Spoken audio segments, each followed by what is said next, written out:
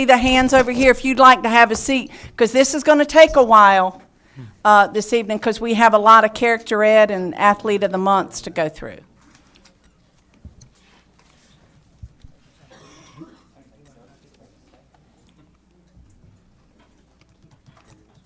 All right. I'm going to go ahead and call the meeting to order. It's right at 5:30. 1.2, Gary Carlton, mission statement. Beaufort County Schools will provide quality educational programs and services to ensure student, academic, and vocational success. All right. 1.3, Pledge of Allegiance and moment of silence. Mr. Hickman. Please stand, face the flag for the pledge, and followed by a moment of silence. I pledge allegiance to the flag of the United States of America and to the republic for which it stands, one nation, under God, indivisible, with liberty and justice for all.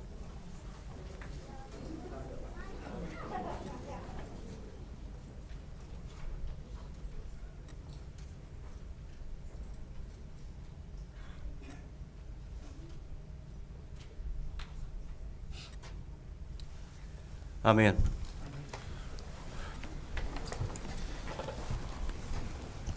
All right, Board. 2.1, approval of the agenda. Second. All in favor say aye. Aye. All opposed. 3.1, approval of the minutes. You got minutes. Anybody? I need to recuse myself from, is that the one I got to get? I need to recuse myself from the May 6th one because I was not in town. I'll make a motion. All right? All in favor say aye. Aye. All opposed? All right, moving on down. What everybody came to see, April Character Ed winners, Dr. Tremaine Young, and this Character Ed month for April, because we had spring break, so we didn't get to April's. The April's was kindness. So Tremaine, you got the floor. You and Dr. Cheeseman. Good evening, everyone. Is it? Nope.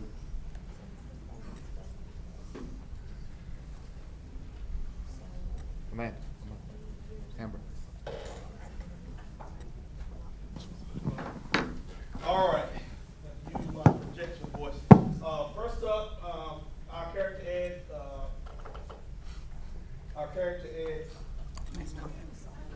acknowledgement for the month, kindness. First up, from early college, we have Joanna Saul. Joanna's not here tonight. From Bath Elementary, we have Maritza Ramirez. Marissa is a kind and caring seventh grade student who always looks out for others. She makes sure everyone feels included, whether it's inviting a new classmate to sit with her at lunch or helping a friend with homework. If someone is feeling down, she listens and offers encouraging words to cheer them up. She never hesitates to lend a hand, whether it's holding the door for a teacher or sharing her supplies with a classmate who's got theirs. Maritza's kindness shines in both big and small ways, making her school a happier place for everyone.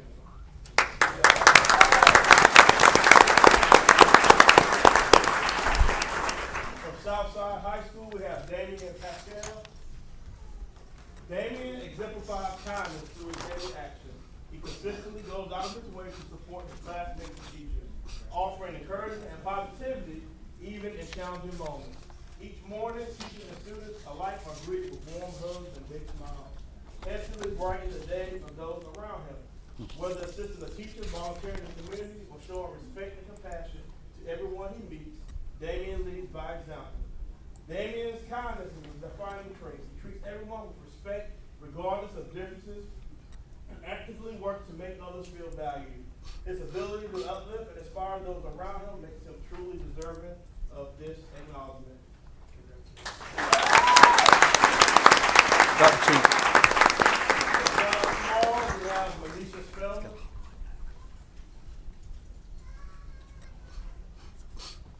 From Washington High School, we have Owen O'Kane.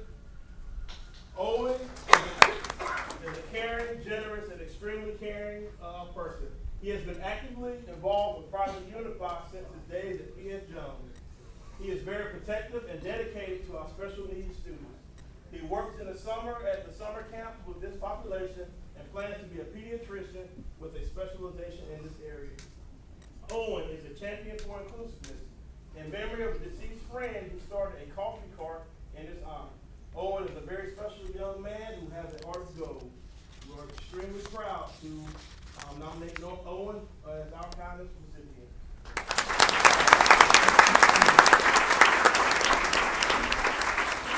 South Community Primary, we have Nina Cherry.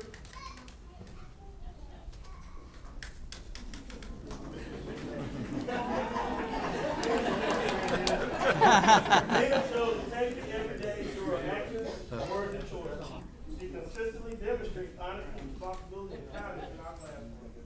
She shows it by always telling the truth. If she makes a mistake on her work, she doesn't try to hide it. She takes responsibility and asks how can she fix it. Nina is fair and kind to everyone. She makes sure that all of her classmates feel included, whether it's during recess, a group project, or a classroom game. If she sees someone struggling, she offers to help. When others are being unkind, she chooses kindness instead. What makes Nina truly deserving of this award is that she does these things naturally, not for attention or reward, but because she knows it's the right thing to do. Great job.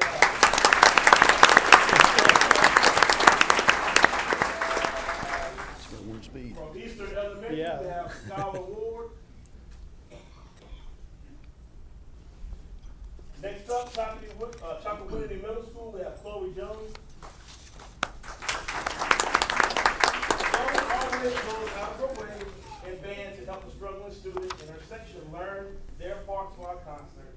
She also helps the entire section get their materials ready for the day and make sure to clean up afterwards. She has a wonderfully kind personality that shines in and out of the classroom, and she shares her smile with me every day. She is so appreciated.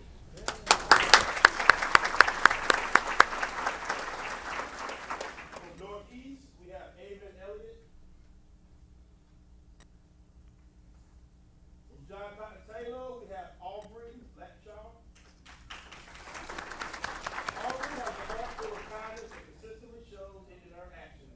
Whether it's sharing a toy, helping a friend in need, or offering a comforting word, she always makes others feel valued and supported. One of her most remarkable traits is her ability to notice when others need encouragement or help. She is quick to lend a hand, include others in games, or simply brighten their day with a smile or kind words.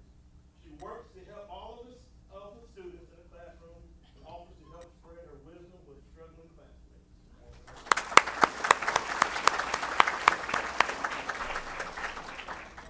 P.S. Jones, we have Riley Zalicki. Riley is the epitome of kindness. She is always smiling in the hallway when she passes someone, whether they are a staff member or a fellow student.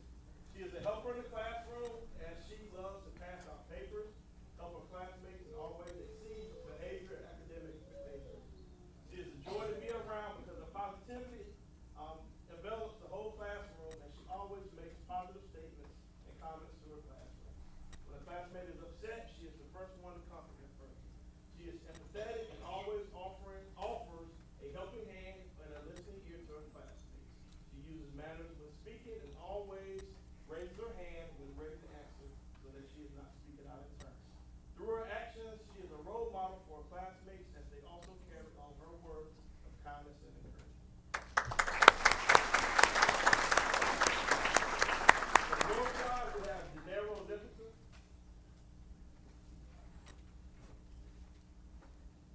From S.W. Snowden, we have Jalen Patrick.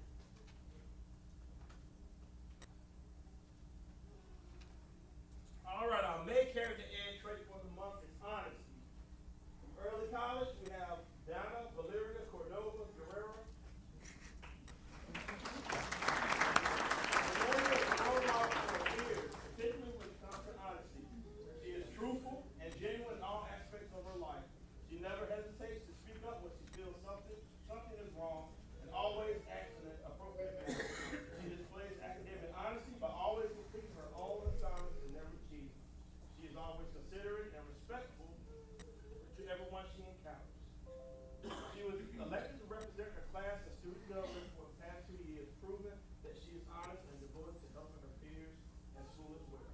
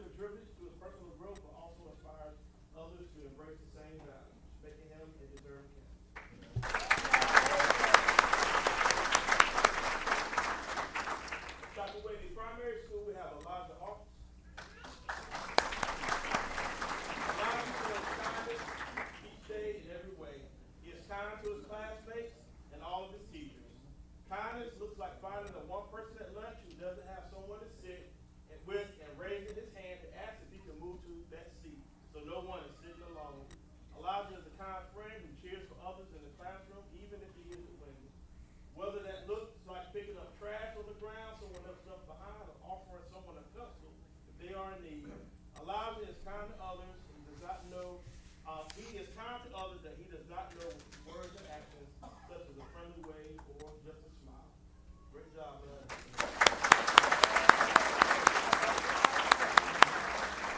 From Northeast, we have Jason Arthur.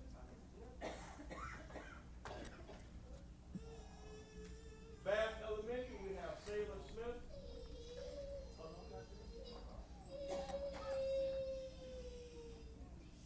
Jason consistently is truthful about a variety of situations with peers and adults. I can be confident that he will share the truth even if it may cause him some sort of consequence. When caught doing wrong with another student, I asked what was going on. The other student was not being truthful, but Jason told the truth and was able to keep himself out of trouble. Great job, bud.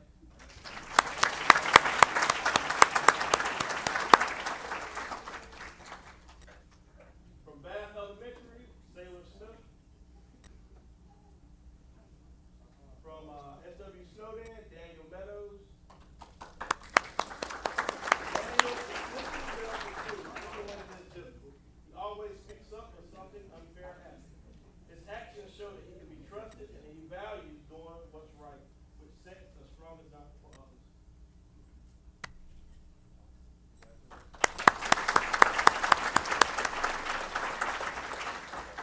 From Eastern Elementary, we have Josiah Johnson.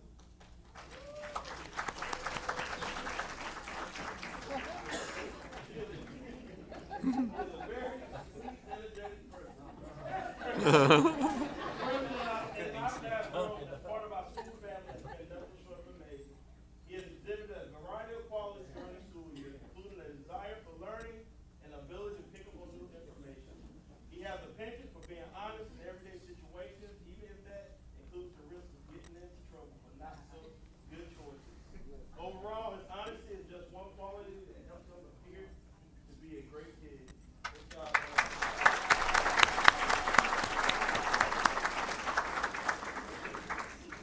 From Southside, we have Aldemar Hernandez Flores.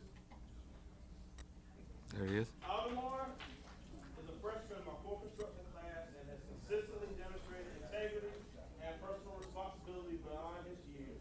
His peers trust him and he has earned their respect through his dependable and sincere character. His behavior sets a strong example for others and his quiet honesty contributes to a trustworthy and respectful classroom environment. He is highly deserved.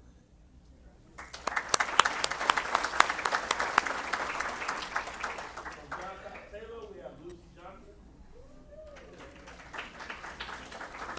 Lucy is a sweet person who works hard to put a nice spin on comments so other students don't get their feelings hurt. She is always honest when someone asks a question, but puts a smile on her face and gives a light-hearted answer. She is a great friend for students to ask.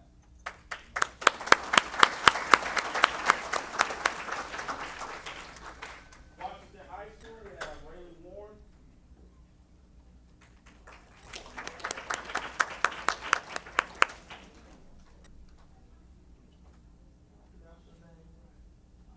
Rayleigh is a kind and humble student who stands for truth and honesty.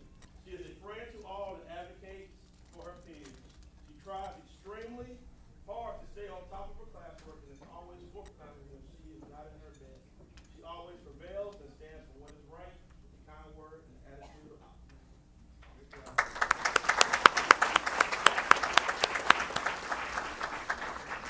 From John Small, we have Nikita Pheasant. Nikita shows us what it means to be honest every single day, whether it's telling the truth even when it's hard, owning up to mistakes, or being trustworthy with friends and teachers. She is quick to lead by example. Honesty is not always an easy choice, but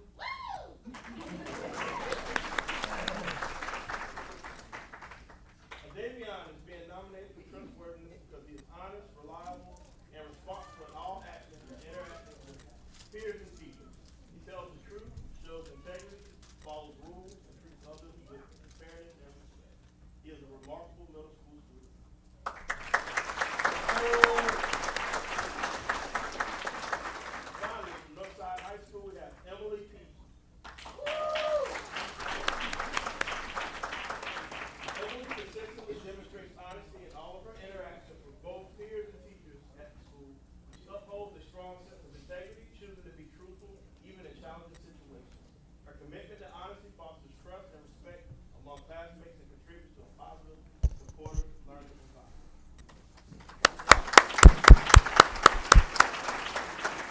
All right. The next up is Keith Mitchell, the County Athletic Director for the April and May Student Athletes of the Month.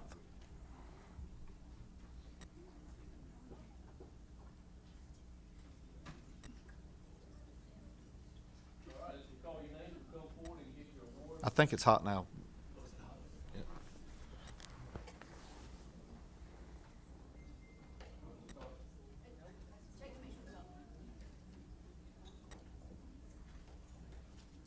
Test. All right, here we go.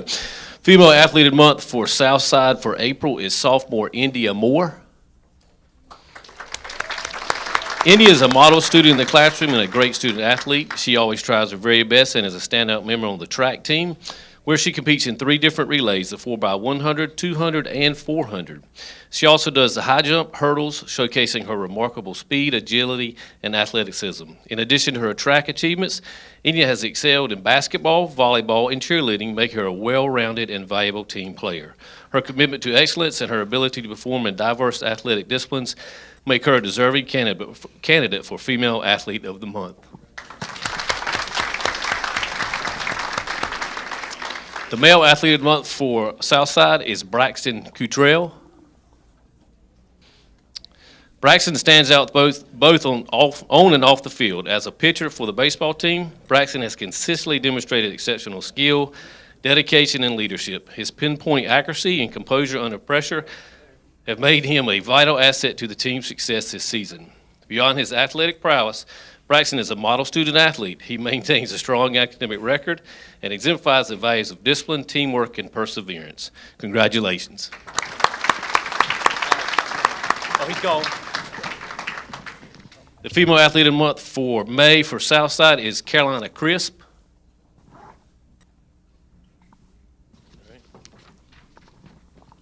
Excuse me, that was for April. For May is senior Mikewan Clark.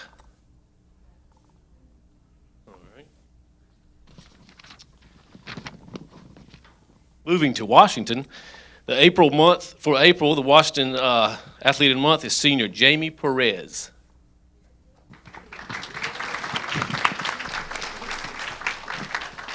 Jamie is a staple on the Lady Pack soccer team. For 4 years, Jamie has been a goal-scoring machine, scoring 80 goals in 52 games.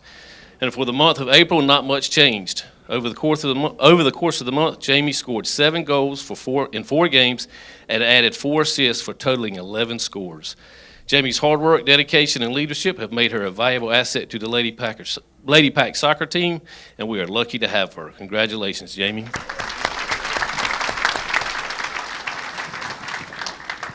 The Male Athlete of the Month for Washington is Jacob Spivey.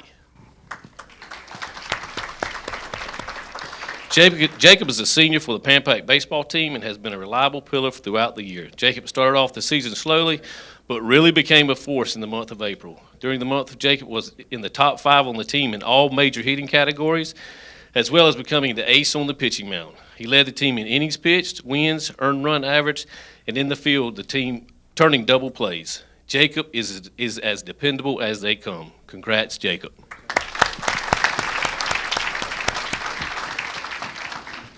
For May is Emma Orr.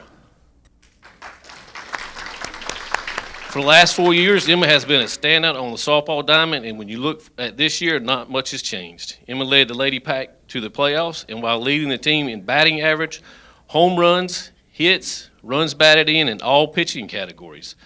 To add to her accomplishments, Emma struck out 800 batters for her career at Washington High School. Emma is signed to play softball at Virginia Wesleyan University next year, and we are so thankful for her time and commitment to Washington High School. And Dr. Cheeseman, Emma is the one who hit the brand new scoreboard with a home run. Got a good. The Male Athlete of the Month for Washington for May is Micah Whitley. Micah is a senior on the Pan Pac men's tennis team and is ranked as the #1 player. Micah has demonstrated his ability to adapt and conquer all challenges in his way this season. His overall record this year was 10-3, and most recently at the Conference Tennis Championship, Michael was able to win the individual tournament and was named the Conference Player of the Year. Michael has now competed in the regional individual tournament as well as the state finals. Congrats to Michael on his accomplishments. And moving to Northside for April Northside is junior Riley Hudson. Riley is the definition of a multi-sport athlete, excelling in both flag football and softball this season. As a dynamic playmaker on the flag football field, Riley has shown outstanding leadership and game awareness, reading defenses and making key plays on offense. Her competitive spirit and dedication make her a reliable force. On the softball diamond, Riley brings the same intensity and focus. Her hustle, positive attitude, and team-first mindset have made her a standout leader in both sports. Riley's work ethic, resilience, and passion for athletics make her a well-deserved candidate for Athlete of the Month.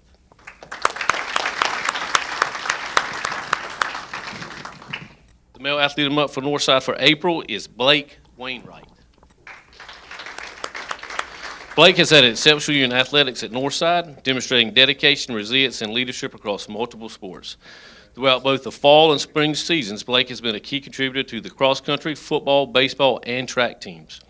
Blake is the kind of athlete every coach hopes for, hardworking, driven, and always willing to put in the extra effort. He frequently goes above and beyond expectations, and his commitment to improving not only helped him consistently hit new personal records, but also inspired those around him to push themselves further. He definitely is a joy and a pleasure to teach, and embodies what it means to be a true student athlete.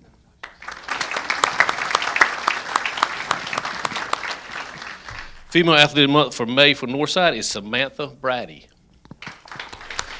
Samantha has demonstrated remarkable resilience and talent across multiple sports. As a standout on the women's golf team, she earned a spot as a state championship qualifier, showcasing her skill and dedication. Though her senior softball season was cut short due to injury, Samantha remained a committed leader and supporter of her teammates from the sidelines. Her impact on the program continues, and her athletic journey is far from over. She will be continuing her softball career at Montreal College this fall. Samantha exemplifies perseverance, sportsmanship, and the spirit of a true student athlete.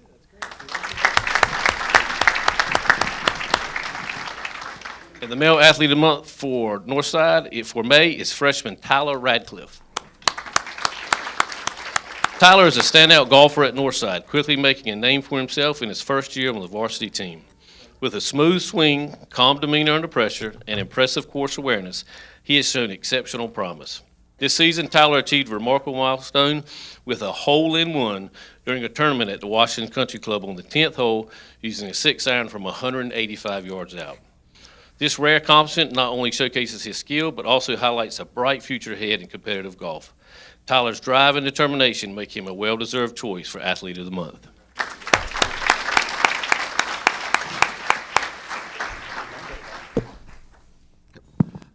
All right, that's all the children's recognition. Now we get to recognize some of our great employees. Miss Joanne Kervin is getting ready to come up and do the school nutrition recognition for the district. Miss Joanne? While she's coming up, thank everybody out there. Yeah, thank y'all. Yeah, it's not on. Anyway, I want to thank them for You're coming back out. on now. You're I think. You on now? You're on. Thank you, everyone, for coming out on this rainy evening. Yeah, It's gonna rain all night, I think. still raining. I gave up on the last 2 hours and just feel It's a good rain. like, here we go.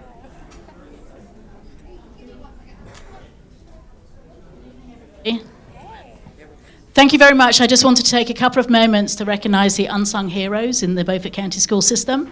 That would be some of our staff from school nutrition. They show up every single day, big smiles on their faces, to feed the children both breakfast and lunch, and it's a driving force behind the success in the county. So I want to say thank you very much to all of them from the bottom of my heart. This year, the average health inspection score for our county was 99.625. That is absolutely amazing. If you look around town, you're going to know that we rock at the health inspection scores. We really do say every year, but we do. We did have 6 schools that scored 100% on every single inspection this year. And because we serve a high-risk population, we do have inspections 3 times a year. So there we had 6 schools that scored 100. First of all, we have Bath Elementary School. Ione is here.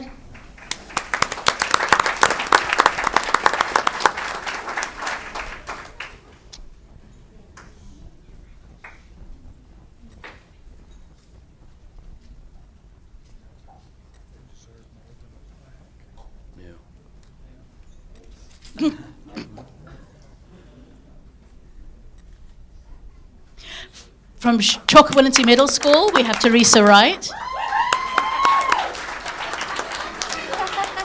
And her fan club.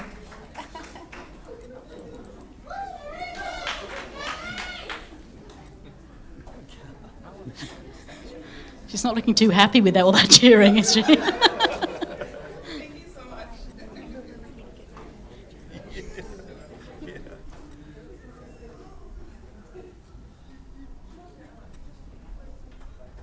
From Northeast Elementary School, we have Angela Logan.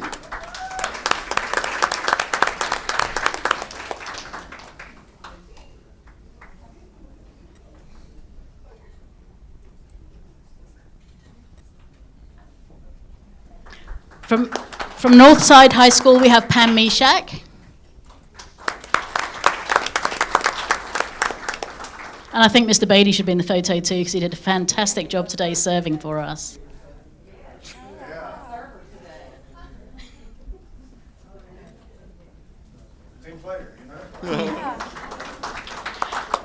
And from Washington High School, we have Bernice and we have somebody else. Yep. You want to come up too? She's trying to hide now behind.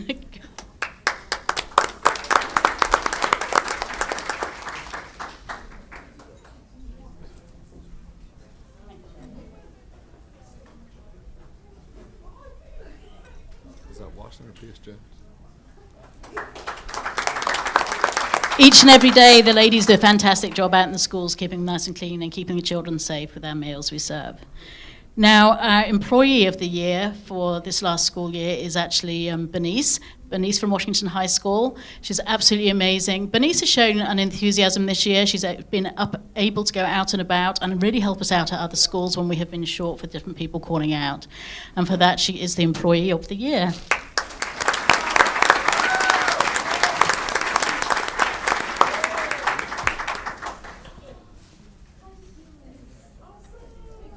Thank you so much, Bernice. You're really appreciated.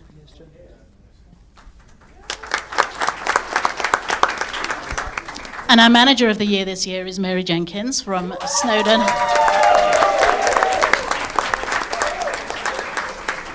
Carolyn.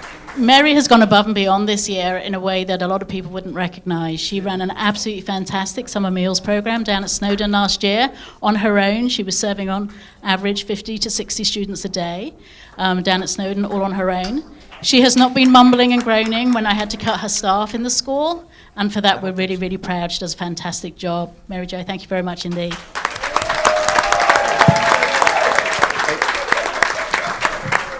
Did you get P.S. Jones? Joanne, Did you get P.S. Jones? I don't think you mentioned P.S. Jones as being 100. I'm sorry, I didn't mention P.S. Jones also got 100, but we have representatives here tonight, so they didn't get a mention. But there we go. P.S. Jones got 100 too. Oh, I'm sorry, administration is here. I can't say I've ever seen them cleaning the kitchen floor, but hey, maybe when I wasn't there. Ms. Carvin, thank you for your leadership Yes. in nutrition. Thank you. Let's give Ms. Carvin a round Yeah, of all right. We got 4.5 regional bus radio recognition. Mr. Jeff Miller, our transportation director.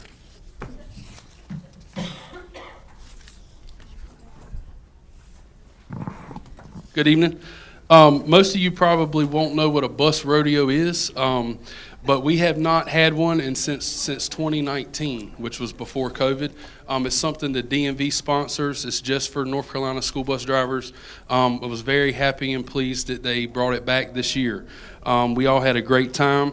The two gentlemen I'm going to recognize, I'm going to get them to come up individually. One of them won our local rodeo, got first place.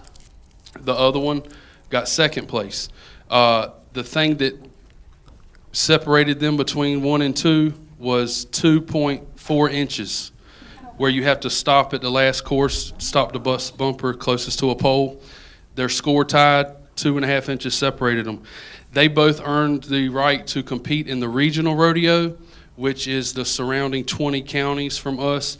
Very happy to announce that Beaufort County Schools was the only school district within those 20 counties that had 2 drivers in the top 5. So first, I'm going to recognize Rawshant Robertson. He drives at Washington High School. He finished first in our local rodeo, and he finished 4th in the regional rodeo. Congratulations.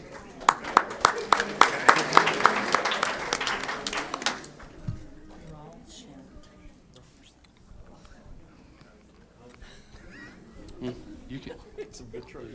You're good. Thank you. All right. Last but certainly not least, Mr. Antonio Foskey from John Small. Mr. Foskey finished second in our local rodeo, but he beat Rawshant in the regional and got third.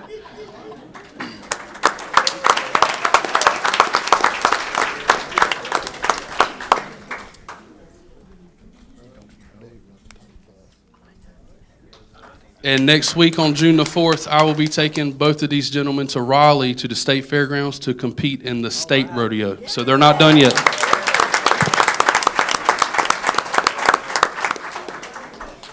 I'm going to pause right now in case some of y'all want to go get dinner or do something before we start the meat of the meeting of part. If not, you're welcome to stay and listen to what we got going on. Chairman, may I Yes. make a comment? Thank you to everyone out there. I know that this takes a while when we do the student recognition, especially when it's 2 months' worth, and the athlete of the month, and these wonderful bus drivers and our nutrition experts. But we would not be who we are if we did not have these amazing students and teachers and coaches and our nutrition staff. And the board just wants to thank you so much for what you do for our students every day. It is amazing what you have produced, and we appreciate it. All right. Thank you. Next up on our agenda is 5.1 public comment. Dr. Cheeseman, you want to read the statement? Yep. Welcome to the Beaufort County Board of Education meeting. Your presence is welcomed and encouraged by the board. The board invites comments during the public comment section of the board meeting. This time is set aside for the board to hear comments on programs, policies, and procedures. The board typically will not respond to nor take any immediate action on the concerns expressed, but please be assured that the board takes all comments under appropriate advisement. In order to conduct the meeting in an orderly and efficient manner, the following guidelines have been established. Persons wishing to speak should have already registered prior to the board meeting by listing their name, address, telephone number, and topic to be addressed. To maximize participation, comments will be limited to 3 minutes per speaker. Yielding time to another speaker is not permitted. A maximum of 4 speakers are allowed to speak on one item. The chairman will invite speakers to the podium in the order in which they are registered. Comments must be issue-oriented. Complaints against any employee will not be heard in public session. Public participation is limited to the public comment section so that the board may deliberate important decisions without distraction or interference. All right. First one on the list is Ms. Carolyn Hendricks.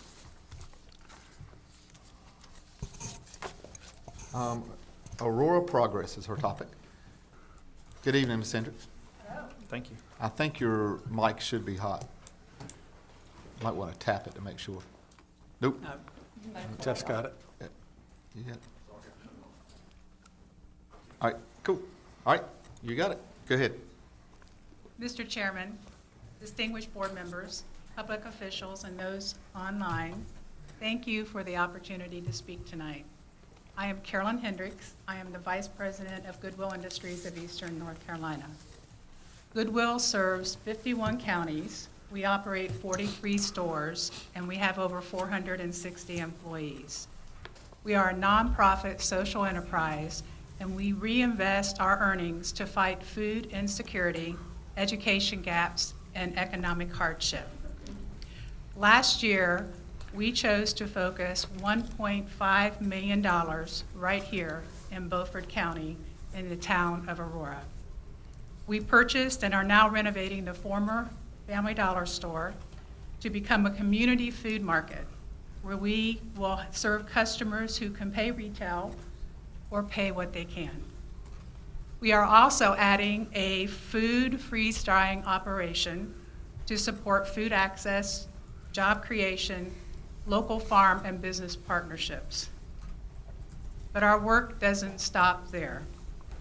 We've already started partnering with S.W. Snowden.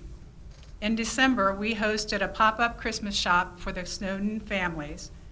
Parents and students selected gifts at no cost to them.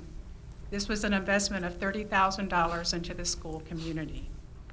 We provided school supplies and are preparing to bring STEM program boxes to the school. Tonight, I am presenting support for two educational partners who want to work directly with S.W. Snowden. First, NC State University. They are proposing a partnership to support teacher development and improve classroom instruction. Tonight, I would like to submit their proposal, their letter. Second is the Young Scientists Academy. They are offering a 2-week summer STEM training for the Snowden teachers with CEUs, a $600 stipend, a full year of mentoring, and $400 in classroom support. These are real, serious commitments from people who believe in this school and in this community.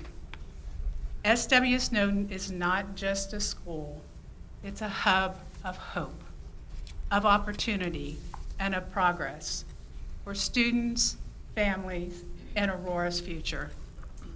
In closing, I urge the board to recognize the momentum already underway.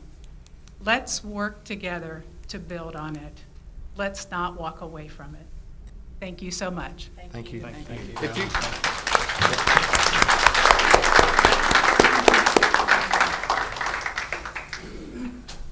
Thanks, Kurt. thank you, Carol. Next, Miss Julie Billups Rattler.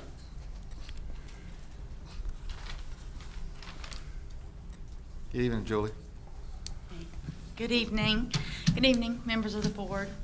My name is Julie Billups Rattler, and I've taught at Snowden Elementary School. I've taught at Snowden Elementary School for 25 years. I also live in the community, and both of my children attend school there. I want to start by saying this. Speaking tonight is not easy for me.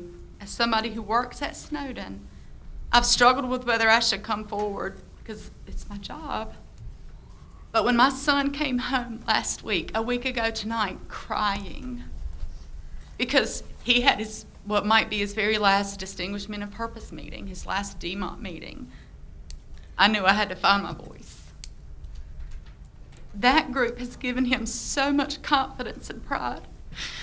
And like so many things at Snowden is so much more than just a program. It's part of who he's becoming. He's 9 years old. In the past, he struggled with change, speaking up for himself, even in front of his friends, expressing himself confidently, regulating his emotions.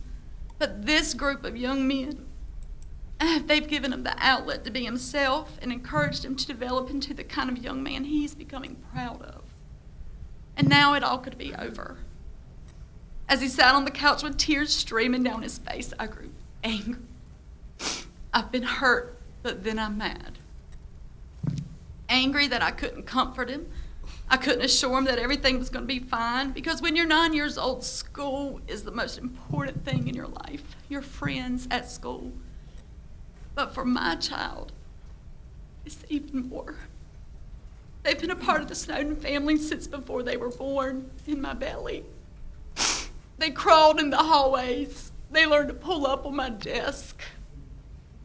That's their home as much as it is mine. Snowden's not just where I work. That building and the people in it provided me safety and comfort when I didn't have it anywhere else. It's where I've raised my children, where I've committed my life to helping students grow, and where our small community comes together. It's a safe haven. It's a cornerstone. If you close Snowden, it won't just be a loss of a school building. It'll be the loss of a community's heart, of a space where children feel safe, seen, known, and loved.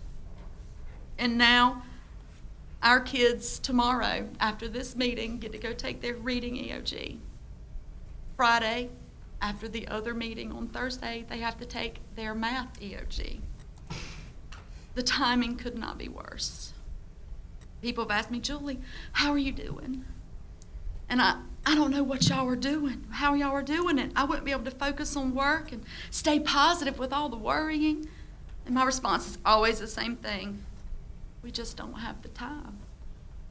We have a lot to do and school doesn't quit. There are all these things to do. We have not been afforded the time to process any of this. That in turn creates panic. So now this is my response. I feel panic. My colleagues are panicking. And worst of all, our kids are panicking. My own kids are panicking. Please, I ask you to think not just about numbers on a page, but about the people behind those numbers. Think about the children like my son. Think about the families who are really going to feel this deeply. Thank you. Thank you, Julie.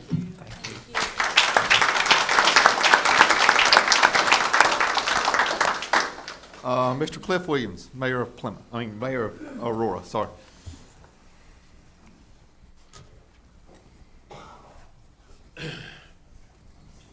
Thank you for having me, and it's kind of a hard one to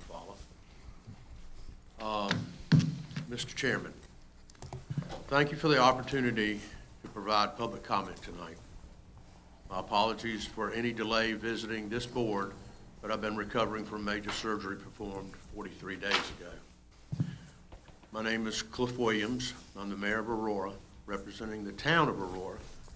In absence of township governance, I also listen to the constituents of Richland Township and in an informal way help amplify their voice to their government and the county and the state. I personally sent you a letter April the 17th listing our community's concerns in reference to this body's March 25th board vote to start the process of closing S.W. Snowden, located in Aurora, the town of my elected governance. The letter outlined just some of the community's concerns and solicited Beaufort County Schools to respond to a series of questions pertaining to the progress or lack of progress meeting the goals of Beaufort County Schools 2022 through 2027 strategic plan. In my letter, I also offered an opportunity for a representative to make a formal presentation to the Beaufort County Board of Education on the progress to the date of our town's strategic plan. To my knowledge, on Beaufort County, no Beaufort County members or superintendent representatives have attended any of the series of public updates we have provided the community with in the past 2 years.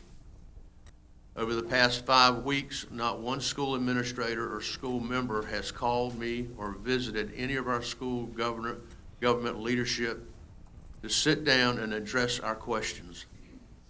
I did review the video of the May 16th Community Forum, and frankly, the presentation lacked much clarity to many of our community questions. As stated to the county commissioners, I believe the March 25th decision of the school board is premature. Until our questions are answered thoroughly and a thoughtful and detailed study is completed and available to the parents and the taxpayers of District 2, I have no alternative but to file a complaint with the North Carolina Department of Public Instruction, Board of Education, and request an investigation to be conducted into this matter. Thank you for the opportunity to speak, for your attention in this matter. Cliff Williams. All right. Thank you, Mr. Williams. Thank you, sir. Mr. Barry Squires. S.W. Snowden decision. Evening, Mr. Squires, how are you? Good evening, how you doing? Doing good. Good evening, Mr. Chairman, board members, Superintendent Cheeseman. I am Barry Squires. I'm the PTO president of Snowden Elementary, a local pastor, community advocate, and a retired North Carolina educator.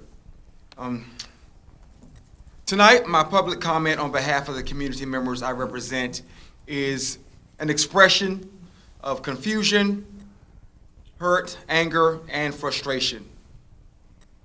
During the March meeting, the superintendent presented 10 years or more of data concerning trends at SW Snowden. This presentation was later followed by a motion and decision to begin closing procedures for Snowden, a tentative decision. Our community was left with two major questions.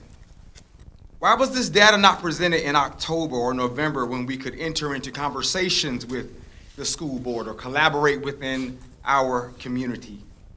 And was the delivery of this information 2.5 months before school closed a way to rush this decision and silence the voices of those most affected by this decision? Further exacerbating our uneasiness is a process that has been so unclear to us that we have been left feeling that we are being unethically handled, or that maybe our voices don't matter. Public hearings were scheduled, meetings were scheduled, they were canceled, and they were rescheduled. For many days, many members of our community were unclear when we would be heard. If the only option for our voices to be heard are being shrouded in uncertainty, it begs us to ask, is there anything that we can say or that we can add as a community to affect change or open the minds of the school board? Our members are frustrated, confused, angry, and unfortunately, many of them are afraid. Not just because our school faces closing, but because we feel we've just been left out of the process. So on behalf of the community members that I represent, I will say we will continue to fight, but we are asking for the school board to outline the remainder of this process for us, please, and to clarify what other factors you will consider in keeping Snowden open. Thank you very much. Thank you, Mr. Squires.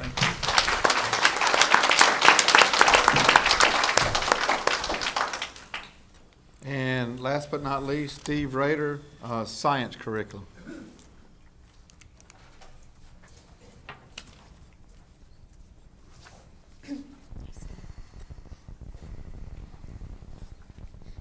Good evening. You've recently undertaken to look into a new science curriculum for the school system. A recent John Locke Foundation poll found that 71% of North Carolina parents are concerned about ideological indoctrination of their children in the classroom.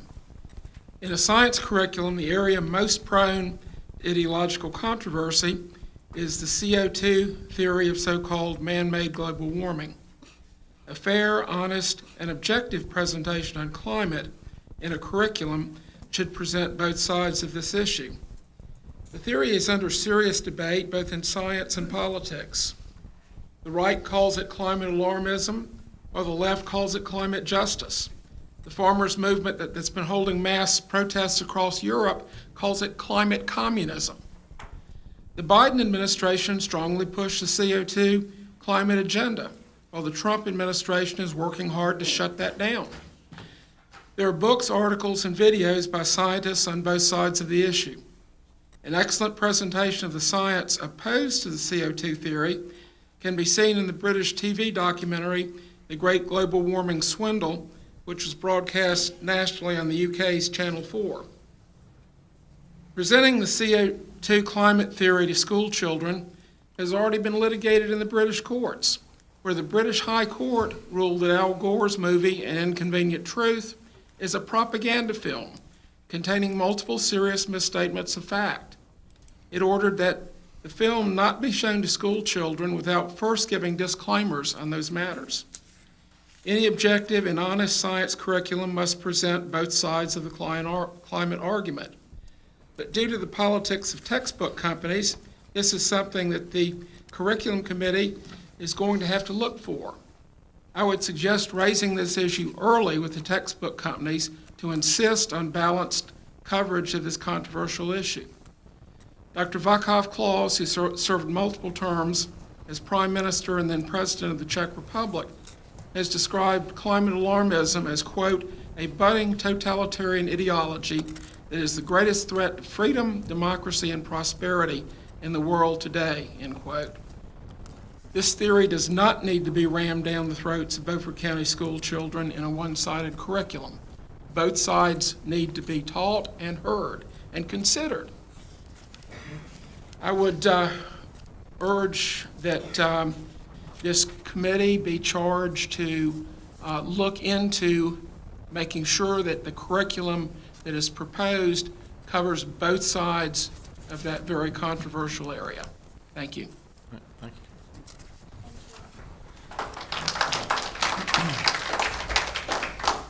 And I see Kurt ready. Is Kurt ready on the Skype? And now we have Kurt Ryan and Aurora on our presentation board. You have the document, and Kurt is going to be on Skype. He's in Texas. Yes, this is Kurt Ryan. Can you?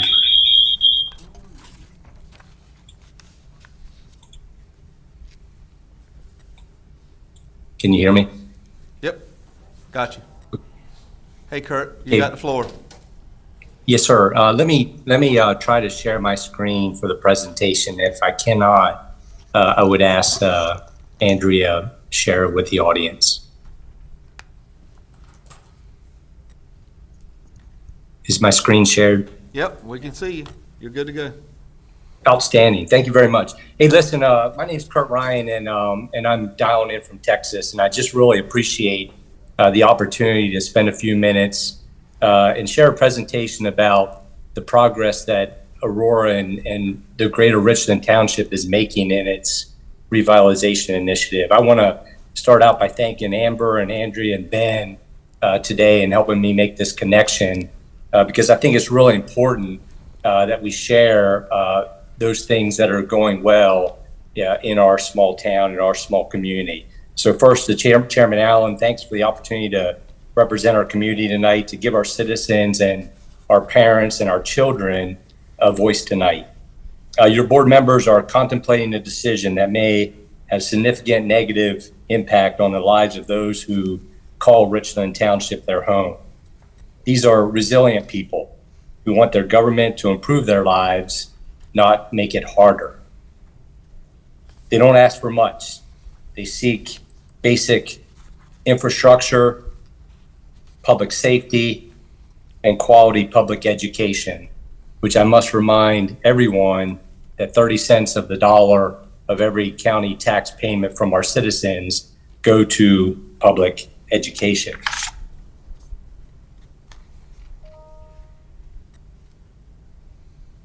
What I share tonight is very germane to your study and consideration to both the county's funding decisions and your consolidation or closure or repurpose decision as it relates to S.W. Snowden School. To frame this, in 2021, I retired and moved to Royal, North Carolina, located in Richland Township. The local leadership asked if I would volunteer to help organize the revitalization effort. I did. And with the help of over 150 community volunteers, some of them in the room tonight, we gained a concurrence and consensus of local government to start rebuilding our community. Our engagement strategy was vast, and our goals were not aspirational. All of them were achievable with the help of public and private support, much of which was achieved in just 2.5 years. As depicted on the far left-hand side of this slide, we formed 9 subcommittees. We designated 4 key lines of effort and established 26 key tasks, key as described or defined as if we failed to achieve them, we could not reach our end state. Simple measurements of performance. Those measures were simply 1, did we accomplish it? Or 2, did we not? As a community, and this community, it will not quit. It will not tire, and we will find creative ways to accomplish our collective goals, regardless of the obstacles that confront us.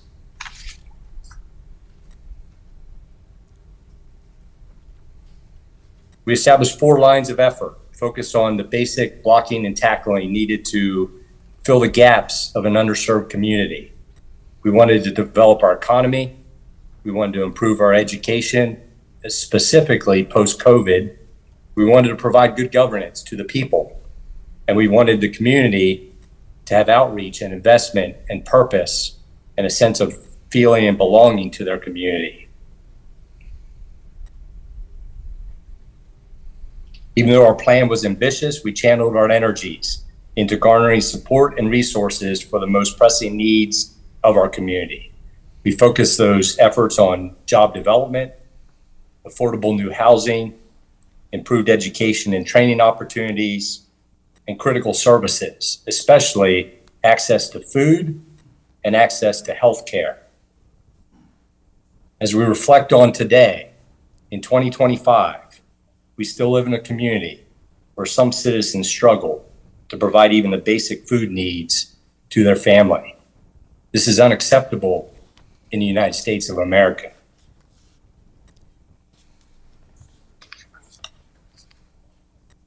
Our first project was an industrial park.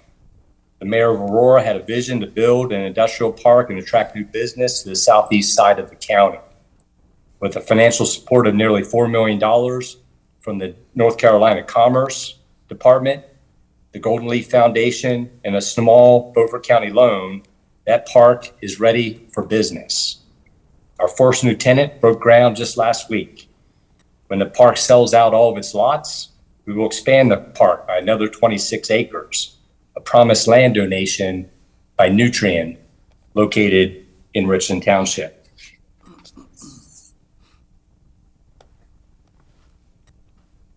A future college is coming soon.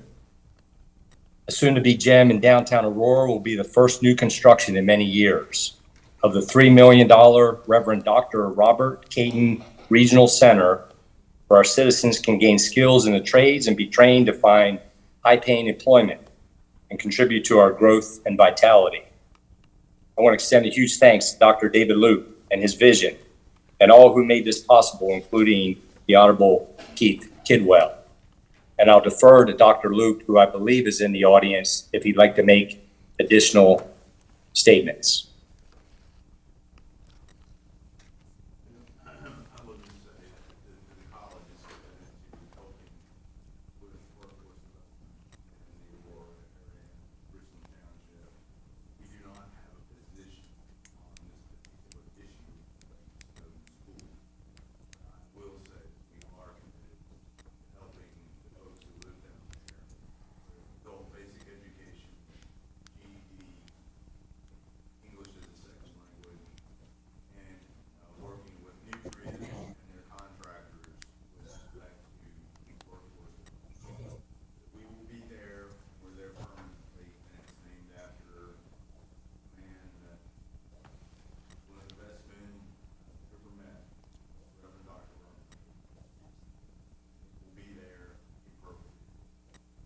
Thank you, Dr. Luke. Thank you, Dr. Luke.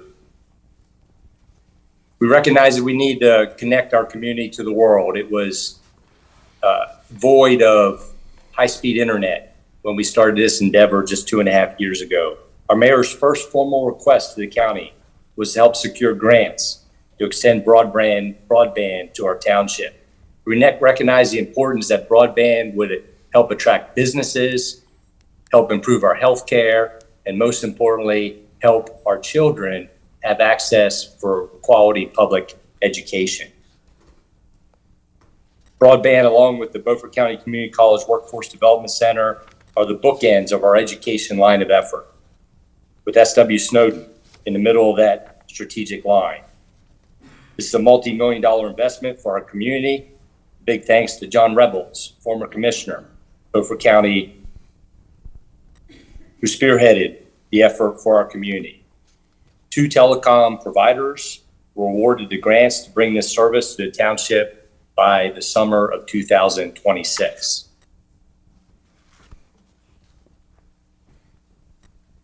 Only second to quality rural education is a need for affordable family housing east of Blunts Creek. It's a national crisis, a national housing crisis.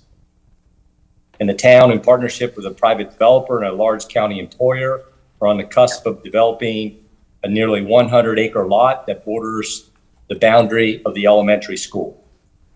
The developer's goal is to price point new homes to support local workforce demands.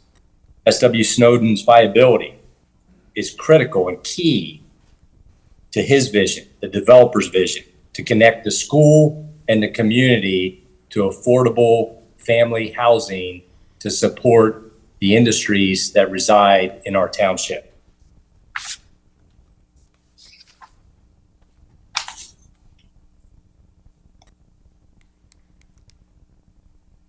Resiliency. We live on the water.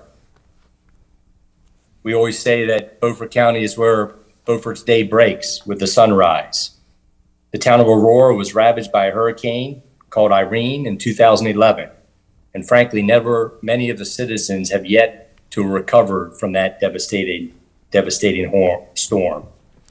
With the help of a lot of agencies, Aurora has secured nearly $800,000 in grants to begin the repairs of key infrastructure to build climate resiliency, especially against these extreme storms. Much more needs to be done, but we now have the studies complete to begin the work as we seek grant opportunities to improve our resilience.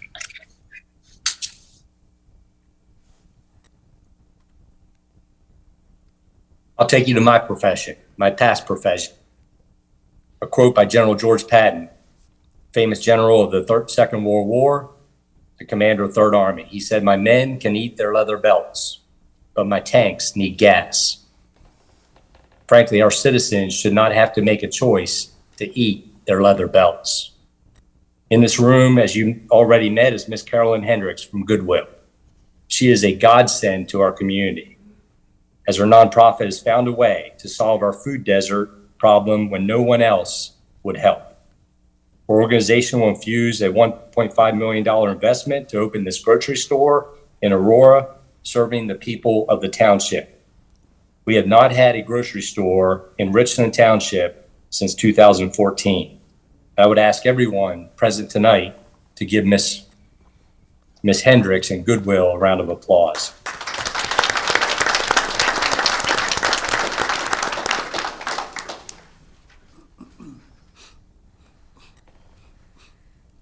Our history and our heritage is rich, but our infrastructure needs repaired. Just last week, we learned that our historic district study will be forwarded to the National Registry for final consideration.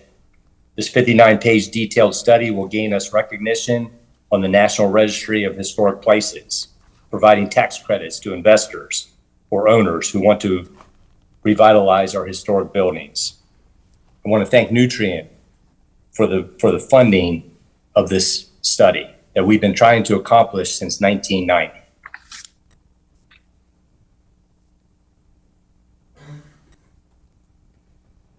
Healthcare.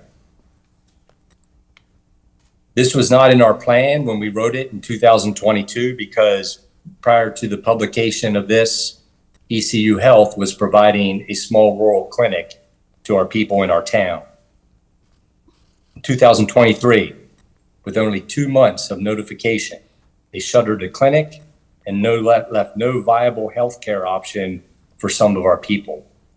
We're excited to have Agape Health, with help from the county, to begin renovation of our clinic and reopen health care to the community in the near future. This is a $1.1 million investment by Agape and the county, And a huge thanks to Dr. McDuffie, the CEO of Agape Health.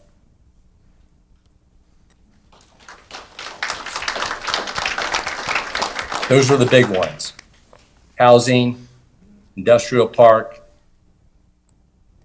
training, food, and others. But we accomplished lots more, and I listed them here. There's so much more to do, but in 2.5 years, the accomplishments have been incredible. So I encourage Beaufort County Schools and the Board of Education to review our plan and reflect on your piece of the plan. They're listed as key tasks: 2.2, 2.3, and 2.4. Frankly, after meeting with the superintendent, the principal of Southside High School, and several occasions to talk with the principal of SW Snowden, we just decided to lift the goals from your very own document, the strategic document for Beaufort County Schools from 2022. But I failed to see on any of those goals was a goal to consolidate, close, or repurpose any county school. 64 days ago, we learned otherwise.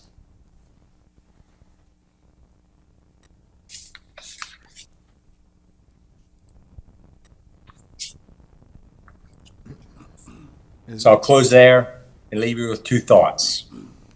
First, Rome was not built in a day.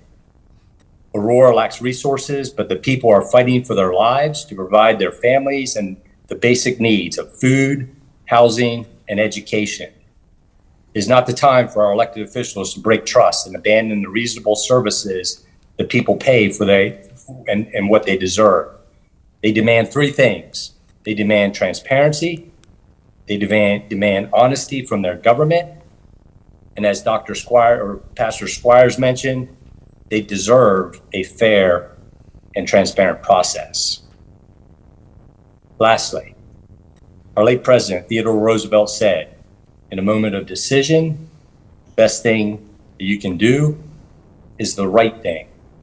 And this community prays just for that. Thank you very much. I'll be glad to take any questions that you may have. Board, do y'all have any questions for Kurt? Okay, thank you very much. Hold up. I just want to thank Mr. Ryan for all he's done and for showing everybody what's going on in Richland Township. Appreciate all the work he's done, and things are happening there, and we need to know that. Thank you, Kurt. Thank you for, Thank you. Sorry again, we had to move last week's meeting to the budget meeting with the county commissioners to this night, but thank you, we got you on Zoom. Thank you, Kurt. Safe travels. Yep, there you go. All right, we're moving on to 6.2. May I say one more thing? Yep. I found out as recently as starting Friday today, I should be able to make an announcement within the next 2-3 weeks. 3 new businesses coming to the industrial park. It has been purchased. Good deal. Good deal.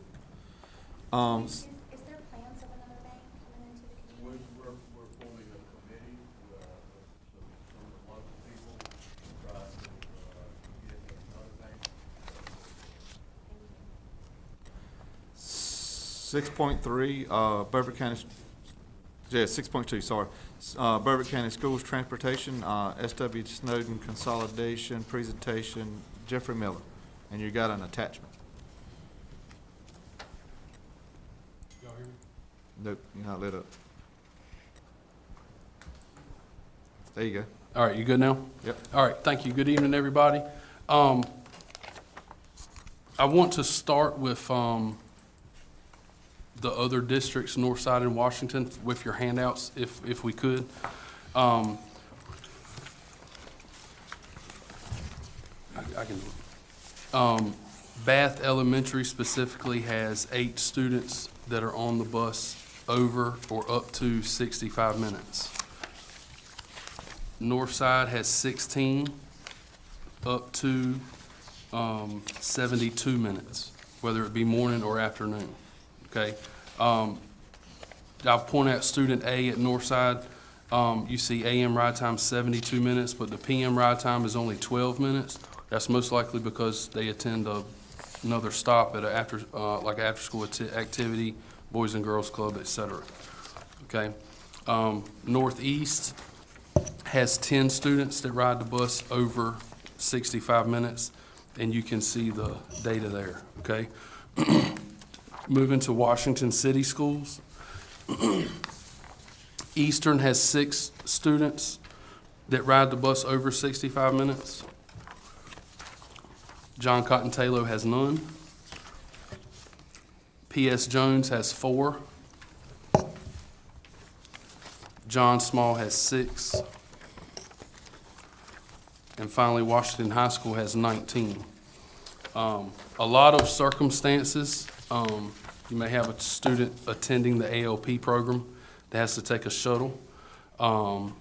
Again, elementary student may attend a daycare or be picked up from home, dropped off from daycare in the afternoon. But that kind of gives you a good overview of the Northside and Washington City schools, where they stand with ride time, okay?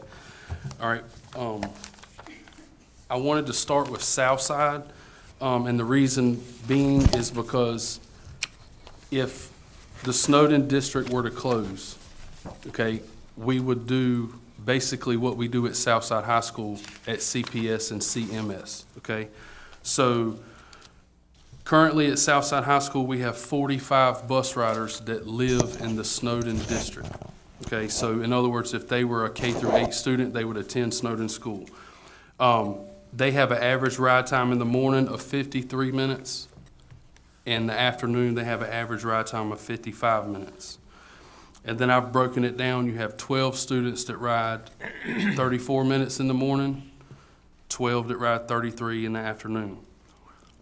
21 students ride the bus 52 minutes in the morning, 61 minutes in the afternoon. 9 students ride in the morning up to 78 minutes, and what that means is, out of those 9 kids, you may have 3 that ride the bus 69, 2 that ride the bus 72, okay, and so forth. 78 of those 9 ride 78 minutes in the afternoon. And then finally, 3 students ride the bus up to 82 minutes in the morning and 82 minutes in the afternoon. Earliest pickup time, 6:43 in the morning, 4:56 in the afternoon. Now, this information is based off of all 45 of those children being on that bus every morning and every afternoon. So realistically, if you've ever been out to a school during dismissal, it's very, very rare you have all students assigned to a bus ride every single day between athletics, after-school activities, and so forth. So this is kind of worst-case scenario, if you will. All right, this next slide kind of gives you a good picture of the map, okay? So the red is the current Snowden School District, okay?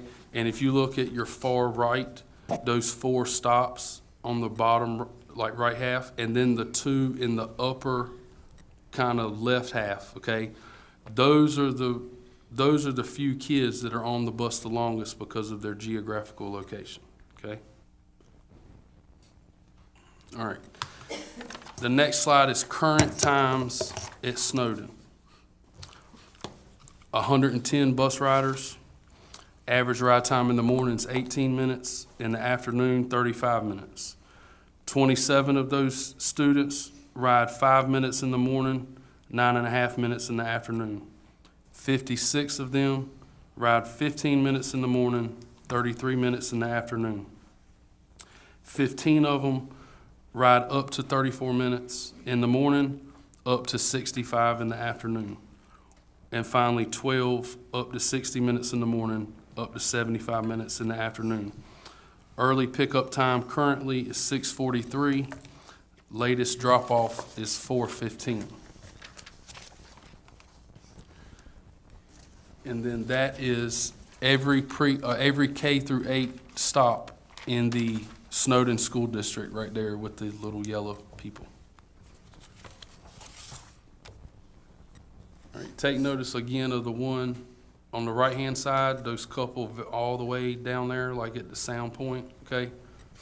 It's very hard to route with ride time. All right, CPS. If the current Snowden students, K through the elementary level, would attend Chocowinity Primary School, that would be 60 of those 110 children. They would have an average ride time in the morning of 48 minutes. In the afternoon, it would be 52. 28 students would ride approximately 42 minutes in the morning, 41 minutes in the afternoon. 13 of those students, 55 minutes in the morning, 56 in the afternoon. 12 would ride up to 63 minutes in the morning, up to 65 minutes in the afternoon. 7 students up to 78 minutes in the morning, and 7 up to 79 minutes in the afternoon. Earliest pickup time would be 6:06 in the morning. Latest drop-off would be 4:23 in the afternoon. All right, so let me go back. That's a big gap between the south side times, correct? All right. As you know, south side doesn't take in until after 8 o'clock. It's like 8:20 or so, okay? So that's why they have an earliest pickup time of 6:43, but yet they only get home, they don't get home till almost 5 o'clock. In this situation, Chocowinity Primary takes in much earlier, so that's why you have the earlier bail time, but they're home 4:20, okay? If everybody rides. You got a question, Mr. Williams? Yeah, I'm going to stop. Can I ask you a question here? Yes, sir, go ahead. On the CPS ride time sheet, you're showing current early 6:06. Is that right? Or you're talking about the new This earliest? this would be the merge. Right, this would be the merge, Yes, right? that's So- adding those 60 kids That's from the right. current That's snow. what I That's thought. correct. But it said current. The bail times the way that they are now. Take-in time. That's with the current take-in time. right? Yes, ma'am. Right. Current bail times and that's assuming all of those 60 riders that are currently Right, riding at I get Snowden that. with their stop would be the same. Right. Yes, My ma'am. question was going to be, do we know what the earliest time they get on the bus now? Yes, sir. I have that.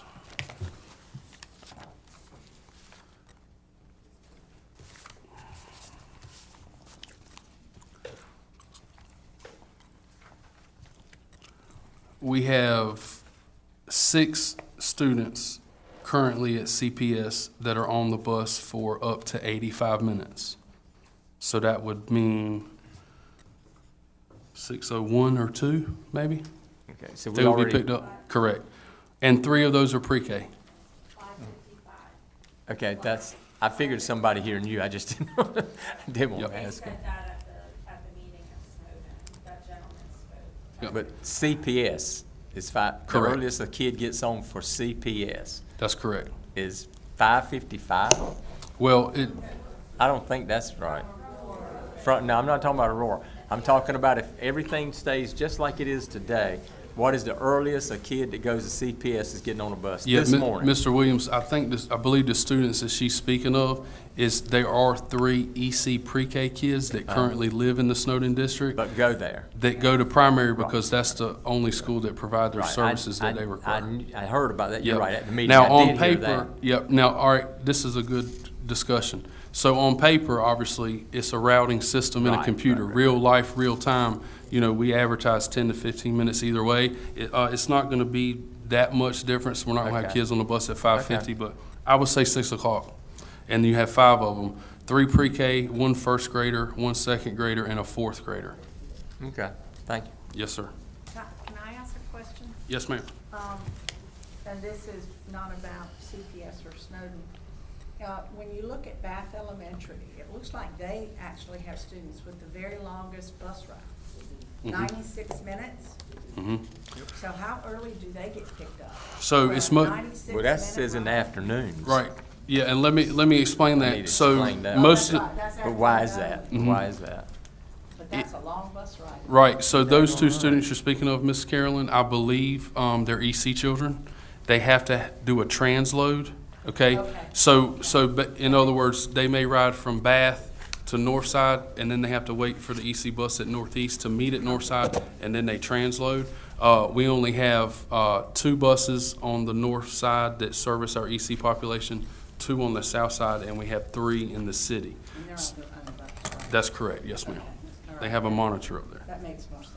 Mhm. And then it looks like Washington High School has a lot that have a fairly long bus ride in the morning and the afternoon. Right, and that would, again, that includes shuttles to our ALP program, which is housed currently at Southside High School. So in other words, just an example, if you've got a Washington High School freshman that lives on West Beargrass Road, almost to Martin County, they're picked up in the morning, travel to Washington High School, then they have to get off of that bus and get onto a shuttle bus, which takes them to the ALP program, if that makes And is sense. that the same, Northeast has 90 and 86 and 87 miles? Yep. Is So that the those same are, sort of thing? yep, those are your kids. It's Hyde County line. It's very few of them, but we do have a couple, Pamlico Beach area on opposite ends of the spectrum. How many in student A, is that just one that's riding 90 minutes in the morning and the afternoon at Northeast? Are you at Northeast? Yes, sir. Yes, that would probably be your first pickup, last drop off if all the other kids ride. That's 90 minutes, correct? Okay. Yep. They seem to have the most really long rides. Yep. And Well- Eastern has 86 Pardon me? in the afternoon. Yeah, they have some long rides, Yep. morning and. All right, Jeff. Okay. Are we good to move on? Okay. Hang on a minute. Okay. There's another thing worth mentioning here. What you're saying pretty much on the south side is that if Snowden were to close, it would bring the average ride times for the young children more in line with the way it is now with the high school.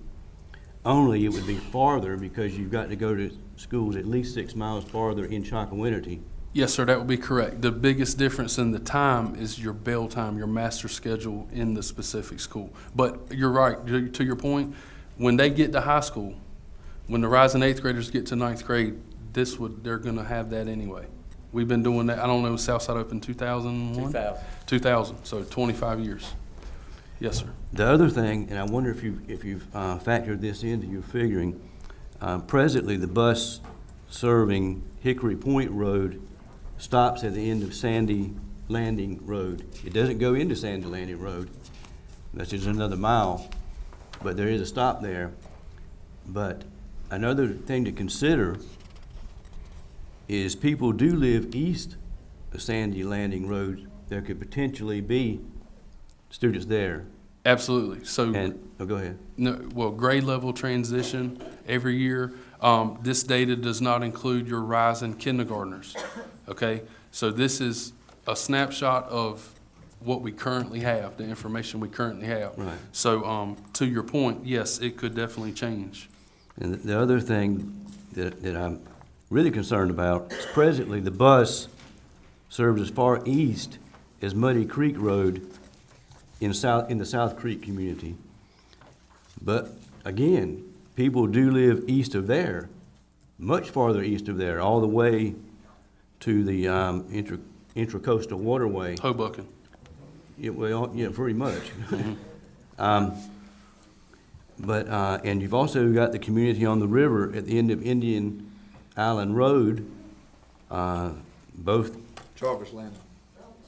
Jarvis Landing. Yeah. Right, well, yeah, I was getting to that. Jarvis Landing, you go down Spring Creek, Jarvis Landing, Kennedy Landing, down Snowd Creek also, and the Camels Creek community, which we don't have drops down there now, but we have in the past and could again. There's also, I guess, the newer community. You got the Camels Creek community, then you got the newer community on the creek. This is all potentially where we could have students, and that's a long ways. It is. So, couple things. Obviously, there's a capacity rating that on every bus where it's basically split up. Elementary, they can hold 72. Middle school, the state rates it as 2.5 per seat. I know we can't cut a child in half, but that's kind of the capacity. So a person like myself could not sit 3 to a seat. Okay, so high school is 2 to a seat. So we have plenty of capacity room in this current region that we're talking about. But if we had somebody move in, just say it lands in way down there, okay, and it severely spiked a ride time for a route, we could always go back and relook at either adding a bus or so forth. You know, Still we a would long have some time for options. small children. Right. Mm-hmm. That's my biggest concern. Right. All right. All right, so the map of the stops at CPS, something I wanted to point out. The students that are currently on the district zone line, basically your Blunt's Creek area, okay? Whether they attend CPS now if they're on this side of the line, or Snowden now if they're on their side of the line, okay? Those kids in that zone line barrier always, up until we make a decision, have been the first to be picked up and the last to drop off. So those students within both sides of the zone line that are close to the zone line, their ride times will actually improve because they will be on the back end of the route. So now they would be last to drop off last to be picked up in the morning, first to be dropped off in the afternoon, if that makes sense. Okay? All right, CMS. 50 of the 110 currently at Snowden would attend CMS with the average ride time in the morning of 56 minutes. Afternoon would also be 56 minutes. 9 students would ride 42 in the morning, 41 in the afternoon, 26, 55 in the morning, 56 in the afternoon. 6 students up to 63 minutes in the morning, 65 in the afternoon, and 9 students up to 78 in the morning, 79 in the afternoon. Early pickup time in the morning is 6:06, and then again 4:23, which is probably siblings of the ones from primary because those times mirror, okay? And then here's the map of the stops at CMS. So that's the CMS CPS. Any questions up to this point before I keep rolling? Okay. All right. This is an average kind of snapshot of those 110 kids. Okay. So on average, in the morning, they're going to see a 35-minute increase in ride time in the morning. In the afternoon, it will be 19. 25% of those kids would increase ride time by 22 minutes in the morning and actually improve in the afternoon. That hints to my point about the zone line area, okay? 50% would see an increase of 44 minutes in the morning and 22 in the afternoon. 75% would see an increase of 51 minutes in the morning, 52 minutes in the afternoon, with a maximum increase of 60 minutes morning and afternoon. I know you all have been down there. Just for an example, it's at least a 45-minute deadhead time, okay? So a good rule of thumb to think about it, I can leave Chocowinity and drive to Snowden Elementary School in a bus, and it's gonna take me 40, 45 minutes, okay? That's one way, all right? I have to go past there, and then I'm making stops on the way back. That's kind of how I think of it. If my guys have to respond to something down there, it takes us almost an hour to get there, okay? It's obviously a big geographical area. Mr. Williams had mentioned earlier to me about staffing, so I'll touch a little bit about that. We currently operate 4 buses at Snowden. We would basically still need those 4. 2 would be assigned at CPS, 2 would be assigned at CMS. We have very few drivers park at home now, but some do. I think we have 3. So for example, if Jeff Miller lived in Aurora and I was a custodian at Snowden Elementary and I was transferred to CMS next year and I was still offered to drive my bus route, I would have the option to park my bus at home, and then I could start my route from home in the morning. I would still have to leave my bus at school during the day. We do have some drivers to do that. I don't anticipate any challenges staffing the routes because of their length. Probably going to have more drivers interested in them than we need. But that's kind of what staffing would look like. Okay. Any other questions I can try to answer? Anybody got any questions for Mr. Miller?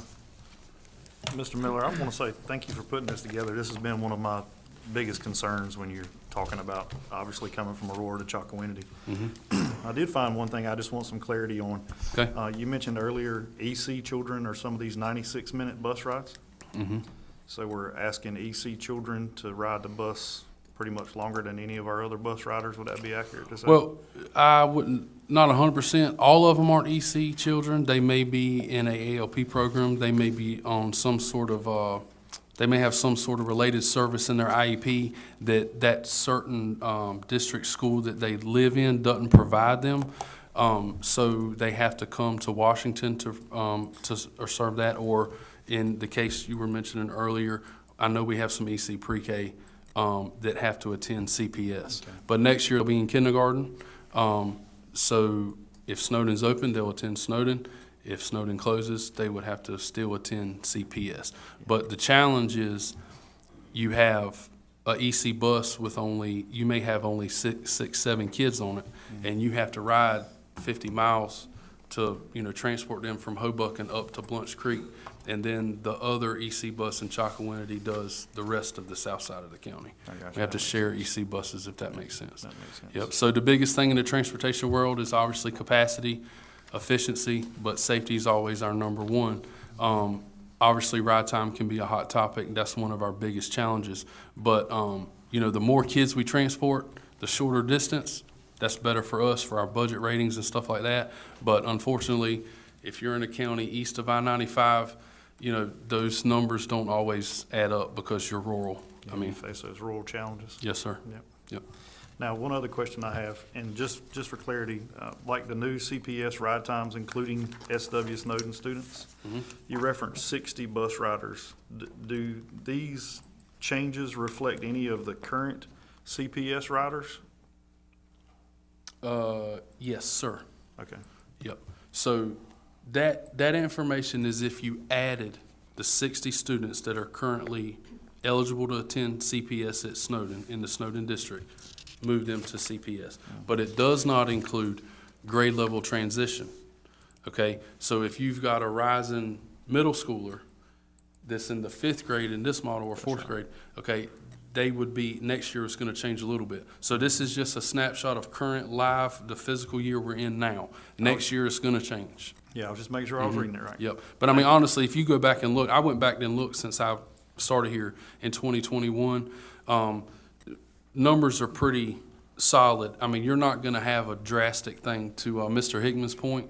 If we did have somebody move, way out there and it would extend a ride 15 minutes, we would have to go back and look at other options. Obviously, we do everything we can to prevent kids having to ride the bus that long.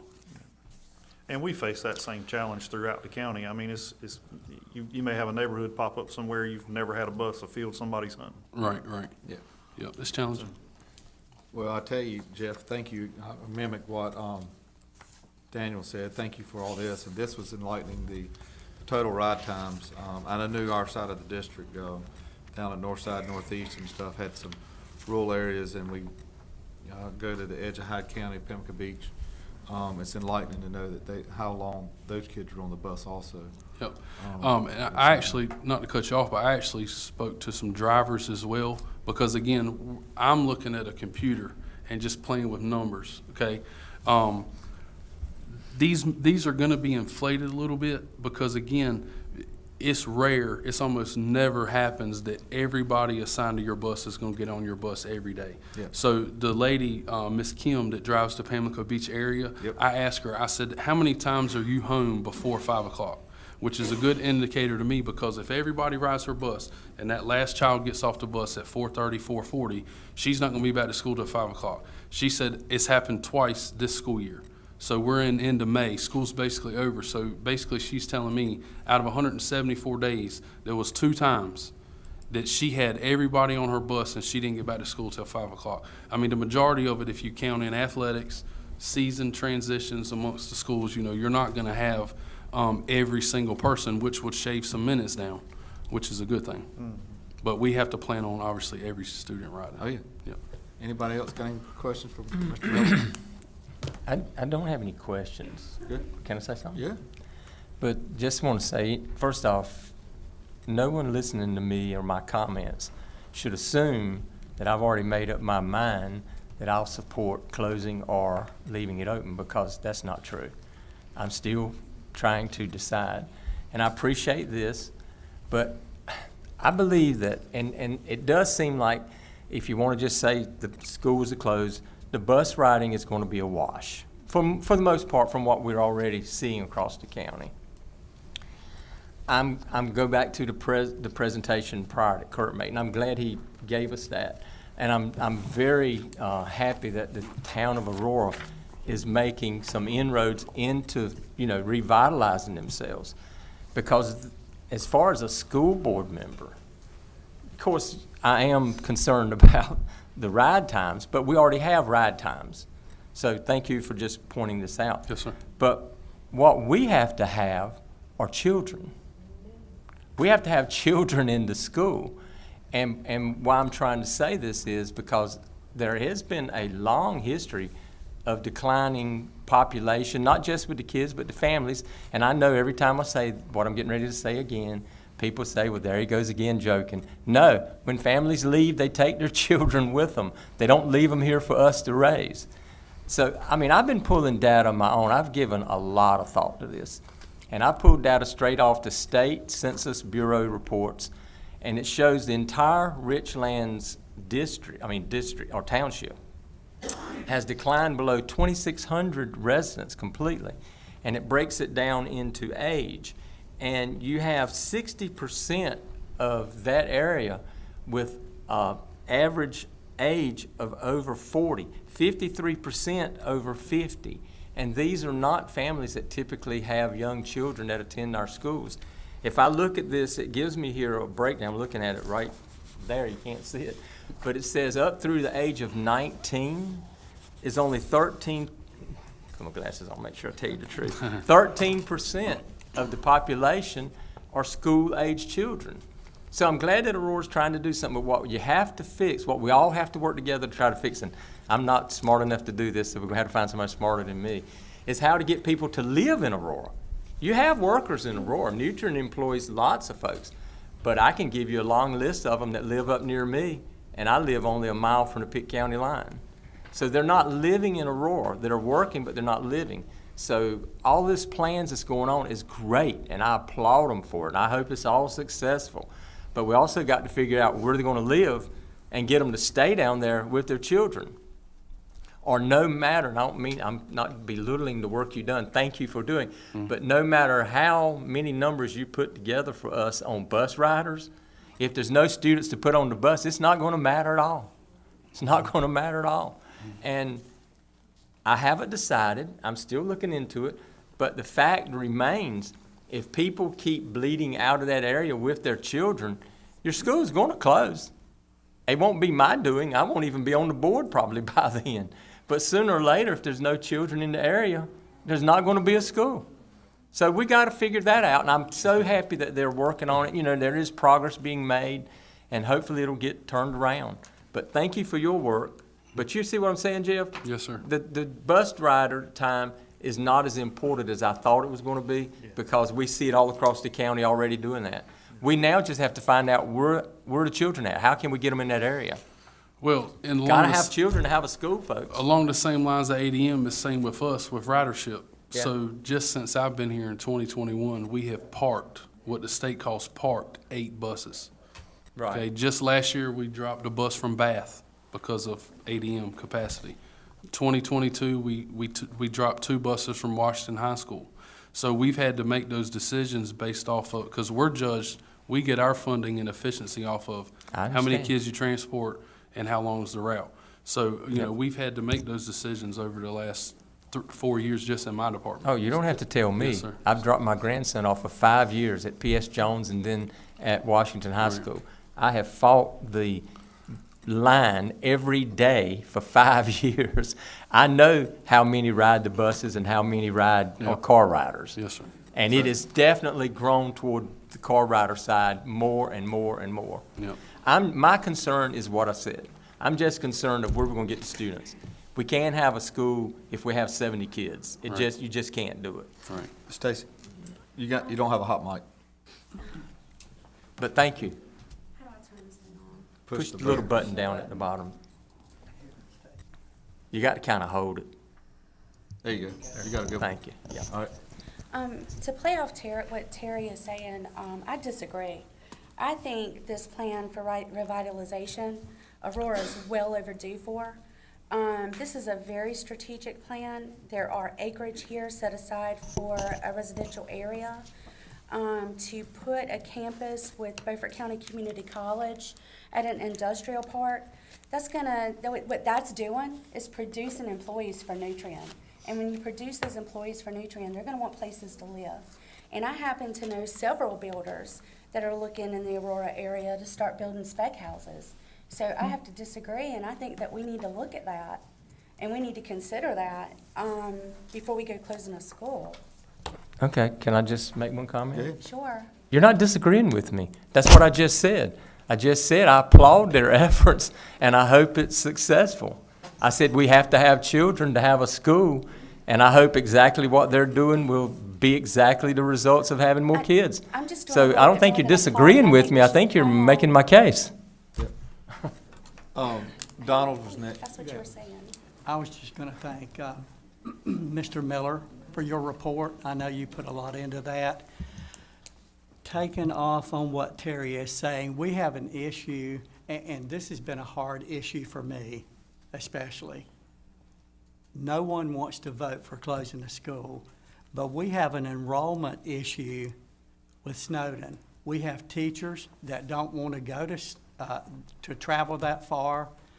What we're currently doing is we're not allowing parents at Snowden that want to transfer their students to another school. We're not allowing them to transfer, but yet we're allowing every other district in Beaufort County school system to transfer. Personally, I don't think that that's fair, and I think I've shared that with the rest of the board members. I'm not saying that I'm for closing Snowden, but I'm saying that that's an issue, and a lot of our teachers, some of our teachers there are not certified. Snowden is a D, underperforming school. In my opinion, that needs to improve for us to continue to support Snowden. We need to improve that. I know that's on us. It's on the board. It's on Dr. Cheeseman. It's on the school too. So we need to improve that. That's one of my recommendation. Maybe it's too early to say. It's an open discussion. But my recommendation is we're going to roll right into 6-3. If we keep Snowden open, there needs to be some stipulations in the future on what we need from Snowden to continue to consider to keep it open. And one thing is that if the numbers reduce well below 100, we're in a pickle with that, are we not? Are we not? Yeah. So that's all I've got. I'm not for closing Snowden, but there's some issues that we're looking at, and I think that needs to be told here tonight too. Concerning the number, you're talking about going under the 100 membership. That is a DPI rule. That is not the state law. The state law excludes schools like Snowden that were established before 2011. That's what the state law says. That's not accurate. So That's the state law. I'm not going to debate it here, but I'll also It's in the law. You can read it. I have. I'll also say to you that when you talk about the 100, you have to look at how many licensed people are inside the building. So once you dip below 7, then you can be accountable to that. We're So nowhere it's near not just you have none and you can still be in existence. So And another thing too that I think is important outside of just SW Snowden, we have an ADM issue across the county. I mean, if you look at our population, we're slowly trending more towards annual daily enrollment. I mean, it's total number of students that are in the school, but yeah, annual daily membership. I'm sorry, but it's a problem across the county. I mean, we're having more and more, families don't have children. You're older, more of a retirement community, and that's a problem across the district. It's not just SW Snowden. SW Snowden has been more negatively impacted because of it, just from some of the economic challenges and other things down there. But This is a problem we have all across the county. We're losing residents, full-time residents of the county, and has been for 25-plus years. Of course we are. We're becoming when I was in school, we had multiple manufacturers.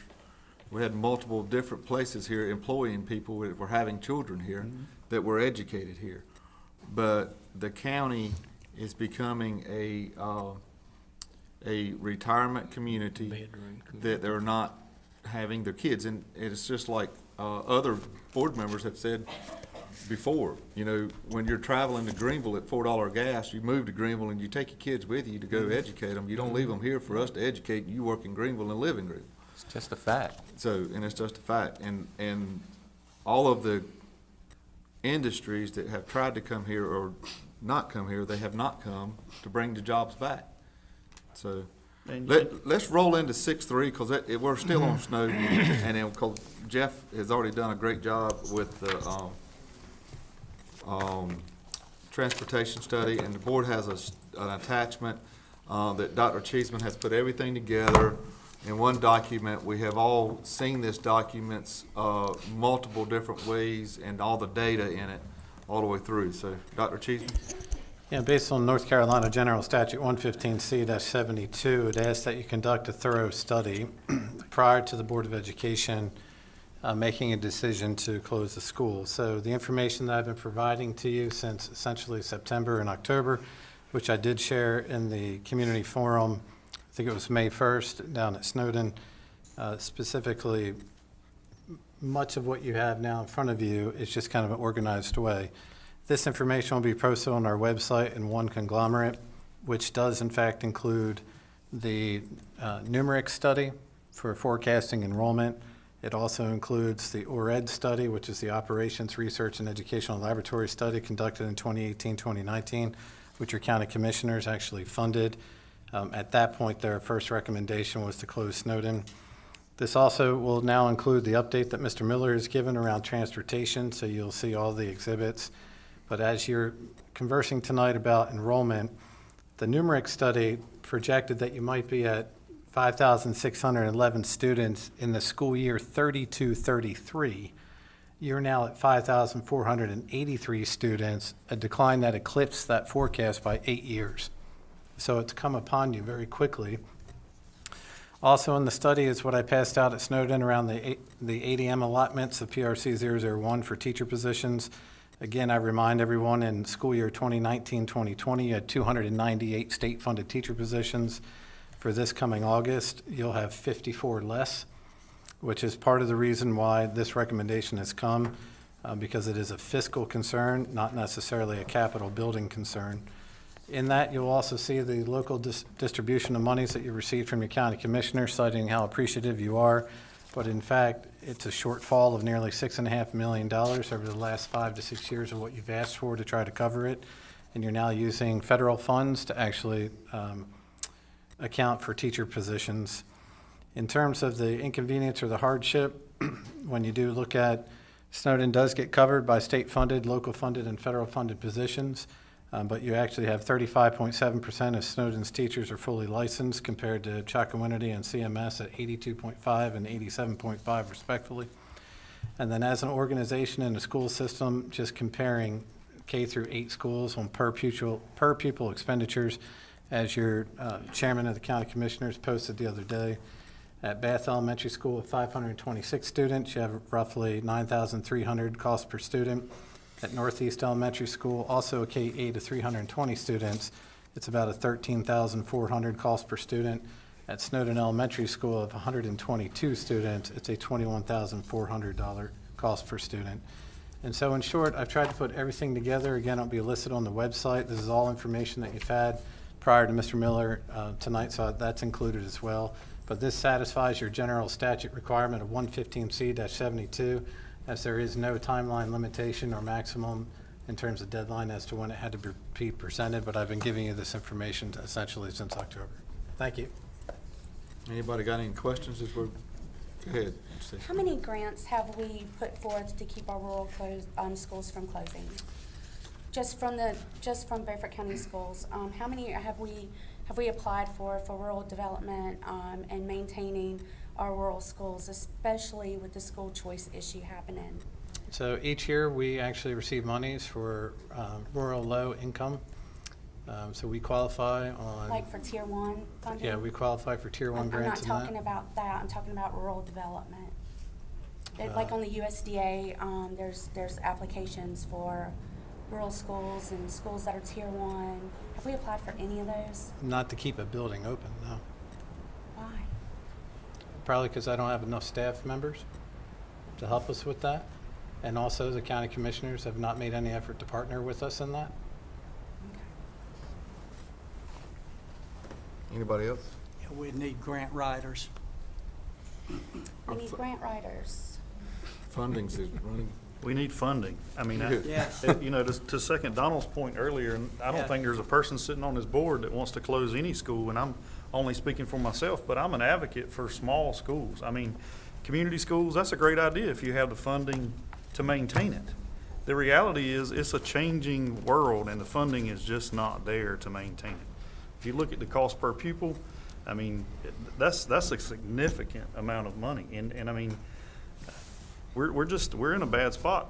Look at, I referenced this our last meeting, you look at the years we were flat funded. Anytime you're flat funded, you're going in a hole. You're not. We're recommended flat funded around again right now. And And that's why we kicked the can from the last meeting, because we had two county commissioners that stood up in a forum and held it up that they were gonna vote to fund Snowden. So that puts us in the hole even deeper. And Am I wrong to say that? No, you're not. You're right. So they have turned around and it's a flat funded, and we got a great, our county commissioners do great for what they do.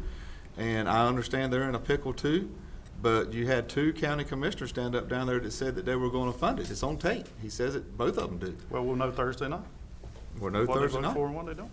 So- Mr. Chairman, Yeah. I would just like to add that we're not the only county. There's 100 counties in North Carolina, and I have read recently in a lot of news articles that every county just about in North Carolina is having funding issues. So we're not the only county that's Even Wake County's got having it. issues here. So, and I don't think it's a fault of Dr. Cheeseman or this board. It's a lot of it has to do with the legislature and the state funding vouchers. I'm for vouchers, but that's another reason that some of the money's going the other way. And, you know, I mean, we're, as a board, we're trying to do the best job we can with a tough budget. Stacy? I agree with the budget. I've looked at it. I've played with it back and forth. That's why I started looking at other avenues as far as grants. I do see the township of Aurora has also been doing their homework. And maybe it's time that we all get together and keep our schools open in rural communities, because our children depend on that. To put them all in one, you're making education an economy. And we're supposed to be given education. We are not supposed to be concerned all about money. These kids, this is their future. It's our county. To go changing all the schools and then leaving these places vacant. I mean, look at the plan that Aurora has put together. Yeah, I get it. What would but it do if we take their school out? We are not a taxing authority. We don't Yeah, I know generate that. money. I We know do that. not. I'm just begging. But there's no way that, you know, we are given the funding from federal, local, state dollars that there is. But we're in a position to where people can help us. The commissioners could help us. Grants could help us. They're not doing it. That's why we kicked We've the asked can the to commission. 20. I understand that. We were over there But just they know last that. week. Last Tuesday, a week We were ago. over there They last know Tuesday. that. Yeah. Well, we were over okay, there. okay. That's why we paused the other meetings, to be able to, because we had two county commissioners that stood up, and I think everybody, no, not everybody was at that meeting, on this board, but there was, Yeah. everybody that was there from that meeting, they stood up and they held their papers up that they had and said, we will fund these schools. And so that gave us some light. You were there, Donald. Yeah, I would And- just say respectfully that it is about money. It It is. is about money. We can't make money out of a machine to do what we need to do. It is about I money. go to work and I want to get paid to go to work. We don't want to put these teachers to go to work and not get paid. Can I? Anyone in the Yeah, outside- Ms. Go Booth. ahead. May I say this, please? Yeah. I hear you keep saying that the commissioners will give us some money But I want to let you know that I've been on this board for 21 years. And out of 21 years, we have 2 commissioners that has never voted on a budget for this school system, okay? So I want to let you know that. All right. And can I add to that? Go ahead. Because this is really, it is a serious issue, and I'm telling you, I have put great thought into this. And I've been here for 14 years, right behind Ms. Booth. She and I are the most senior. Yeah, I know I got gray hair, not senior in age, senior time on the board. And I know what they've said, but last Tuesday, because I'm not sure some of the jargon that's been thrown out if everybody understands it. But last Tuesday, we went to the commissioners, went before the commissioners, it's on film, to present the case and ask for money because in their presentation by the county manager, a good man, he suggested to them flat funding us. Flat funding us means last year, because I'm not throwing capital in, I'm talking local funding. We get 2 funds, local funding, capital, $16,100,000. That's what we've had for about, I think, 4 of the last 5 years, or is it 3 of the last 4? But several. So every year, if that happens, we get from the state of North Carolina increases in hospitalization, retirement, benefit costs, teacher salaries. If they increase state teacher salaries, we are required to increase by the same amount the local paid teachers, and there's a lot of them, and it comes out of the local funding. So this year, am I wrong, Mr. Chairman, when I'm saying somewhere around the 900,000, could be even more than that because we haven't seen what the state's going to finally pass on increases for state teachers.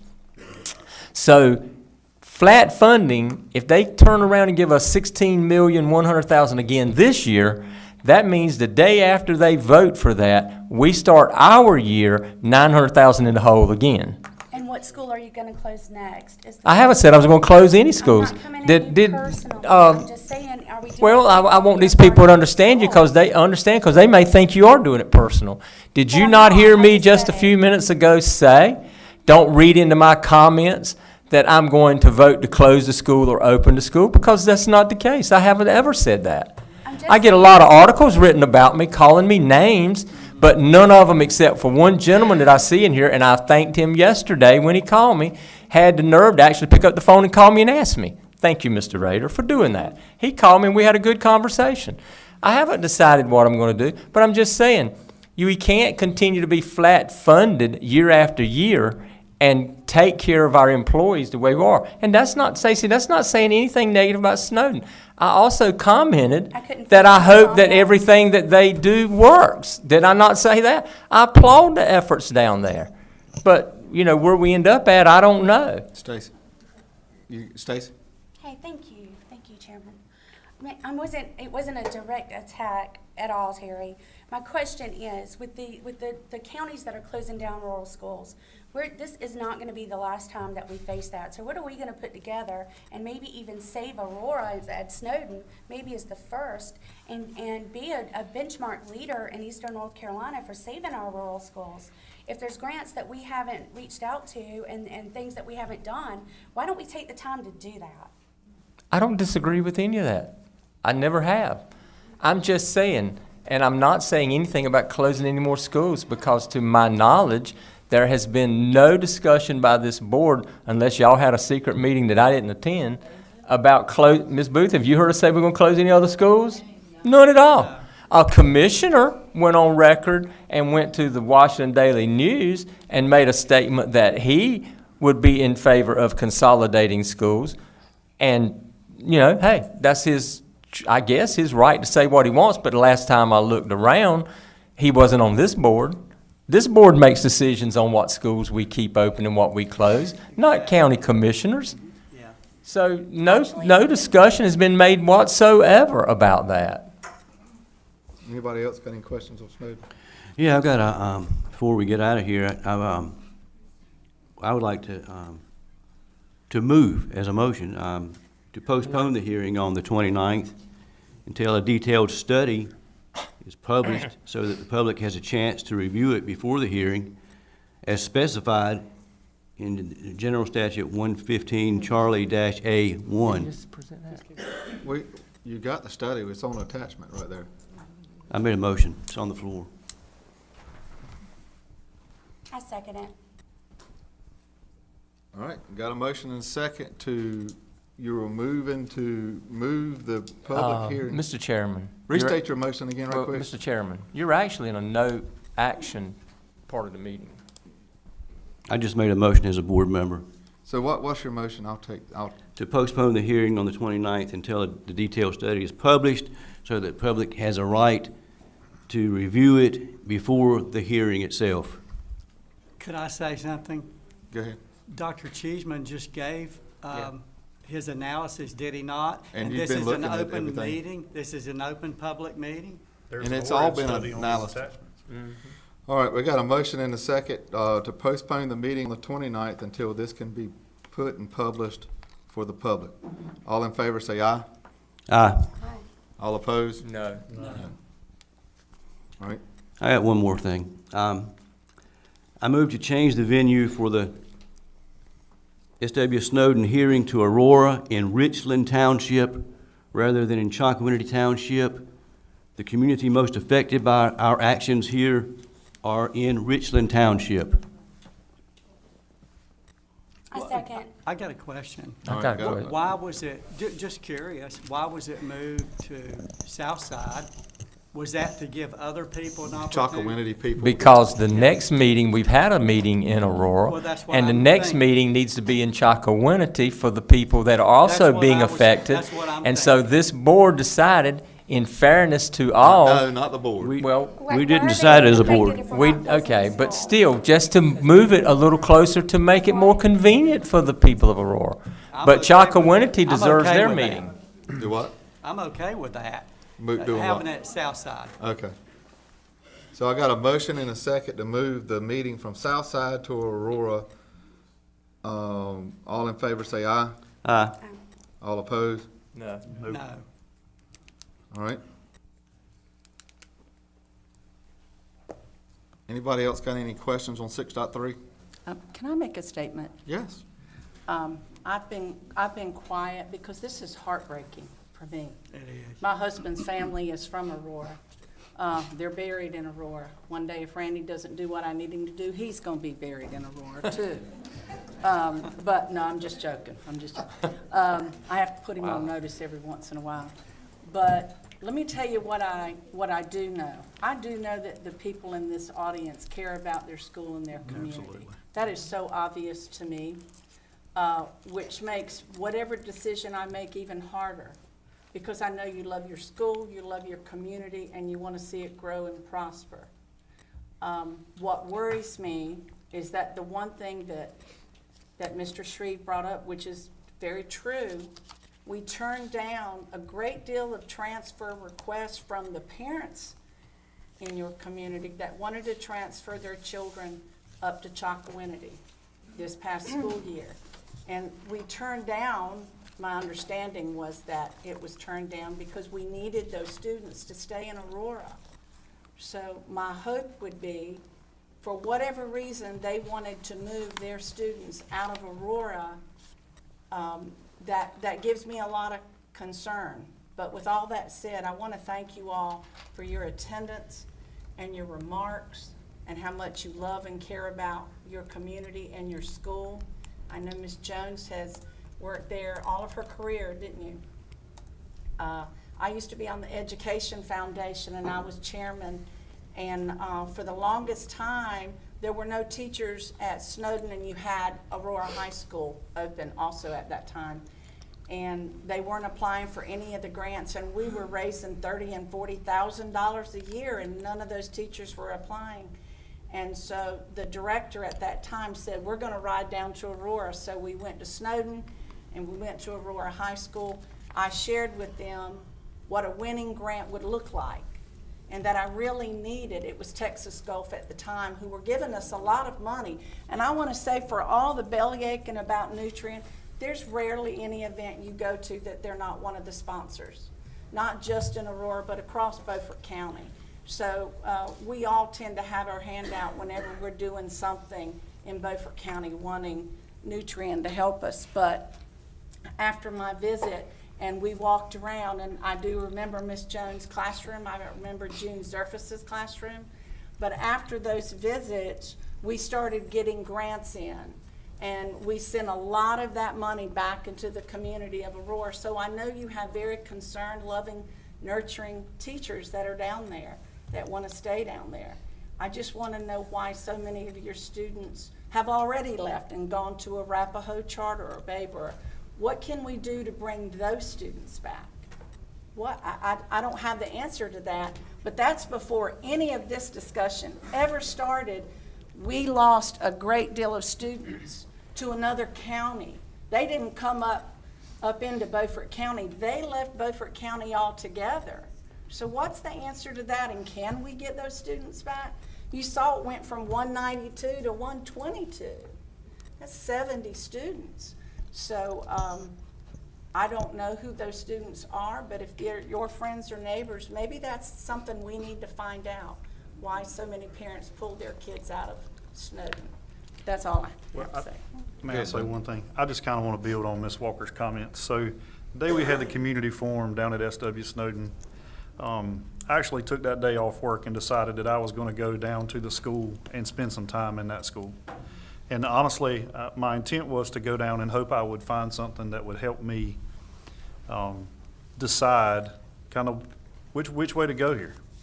What I found at SW Snowden was everything but what I expected it to be. All of our schools are great, but there's no doubt there is something special happening at SW Snowden. I spent some time in Miss Oden's CTE room. Miss Oden's CTE classroom or her lab made me reflect on what I want to do when I grow up. Phenomenal. You do an amazing job. Best barbecue chicken I've had in Beaufort County in a long time. So I enjoyed my visit down there. In the town of Aurora, Richlands Township, you guys are working so hard to make this work, to support your community, to maintain and retain your school. And just please understand that, again, I'm only speaking for myself, but this is a very, very hard spot to be. As a board member, I feel like I have to make the decision that will impact the entire district the least. And I know that sounds hard. That's probably a bad point, but it is a terrible spot to be. But I commend each and every one of you for what you do each and every day. It is a great place. Y'all are working hard, and we're all in a tough spot. But just thank you, and just know it's hard for all of us. All right, anybody else on this, Snowden? All right, let's move down to action. 7.1, custodial supplies, services, RFP. Jamie Stokes.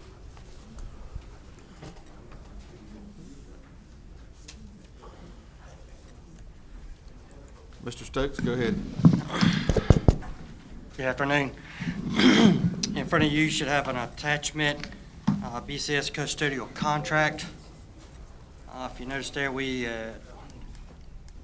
sent out 6 packets. We had a couple of requests. We received 2 RFPs back. One from Brain at $18,027.60 a month, and one from Seville for $14,880 a month. Current cost of what we pay right now is $15,676.19,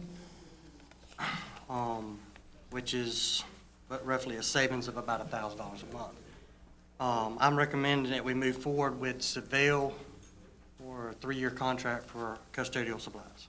We've used both of these companies at one point or another, maybe before your time, but these, I know Seville because I've been past where they used to be in Mebane, but seems like I remember we've also used Brain. So they both have quality products and stuff, so it comes down to where we can save the money, correct? Correct. I make a motion, we take Jamie's recommendation and go with Seville. I have a question. All right, got a motion second. All right, go ahead, Stacy. On the note, it says Brame Summer Floor Care not included in cost, floor wax and stripper. Is that included in the prior cost, the current cost? It was included in the current, but it's not included in our present bid for the new contract. So what would that price be? Because that's not cheap. It could be anywhere from $3,000 to $6,000 more. Right. plus. from Brain. What about Seville? Sales is included in their bid. Okay, Yes. thank you. So I got a motion and a second. All in favor, say aye. Aye. All opposed? Thank Thank you, you. Jamie. How easy Thanks, was Jamie. that? All right, 7.2, Washington Elementary School disbursement. Mr. Christie Potts, you have an attachment certified from Jimmy Height. Go ahead, Ms. Potts. Okay. I have two disbursements here. I like to refer to them as disbursement number 3 and disbursement number 4. So disbursement number 3 is dated May 12th, and this is where Mr. Height is asking for disbursement to pay WIMCO. The total of the disbursement would be $9,666 and some change. So this is disbursement number 3. And then disbursement number 4 is dated for May 14th. And this is Mr. Height also requesting that WIMCO be paid. And this total disbursement is 1.2 million and some change. So I just need your approval, and once I get your approval, we'll have our chairman sign it, and I'll forward it to the county tomorrow. Anybody got any questions for Christie on the disbursement? Just for clarity, that was 966,000. Yeah, not. Oh, I'm sorry, did I say 9,000? Yeah. I was gonna say I didn't that say right anything because away. I knew people knew it had to be more than that. Y'all, I'm I tired at just- this point, I know you are too. So Yeah. the correct figure is $966,552.36. Thank you. Thank Do you. you need two? You need two motions or one? Well, it was nine It's something, a right? 9 something, right? All right, do I have a motion? I make a motion to do these disbursements and send them to the county. All right, all in favor, say aye. Aye. All opposed? Nay. All right. We got 7.3, curriculum adoption process. Board, you have an attachment for the curriculum council as of policy 3100. Dr. Cheeseman, since Dr. Parker's out. Yeah, normally Dr. Parker would be here, but he's away right now. So this is just circling back to the board for the approval of the assembly of these members of the Curriculum Council. You've had their names for a couple of weeks now. So I'm seeking your approval as presented unless you'd ask for someone to be removed. Dr. Cheeseman. Go ahead. Dr. Cheeseman, I'm not prepared to vote on this tonight. We had a holiday weekend. I was out of town, didn't get back until Sunday. I don't have any concerns regarding the administrative team, subcommittee. Some of the teachers and most of the parents, I know one parent on that committee, I'd just like a little more time to study it. If you vote tonight on it, I would oppose that, since I feel like I need a little bit more time. I'll Did- second Donald. Did the parents, Dr. Cheeseman, did they come from the principals at the school or? It was posted online. And they Okay, could but I mean, how sign did up it and end get up here is involved. what I'm asking. Yeah, ultimately, the principal makes a It was the decision. school decisions to decide that's who the parents that Mhm. were. Okay. I'd just like to ask before we vote on that motion. I got it. Is it a motion to table it? Yes, I would prefer, if not, I'll vote You just, against it. if you make the motion to I table. would like to make a motion that we defer this decision until, The next June board 3rd? meeting. June 3rd. Second. All right, so I got a motion second. All right, go ahead.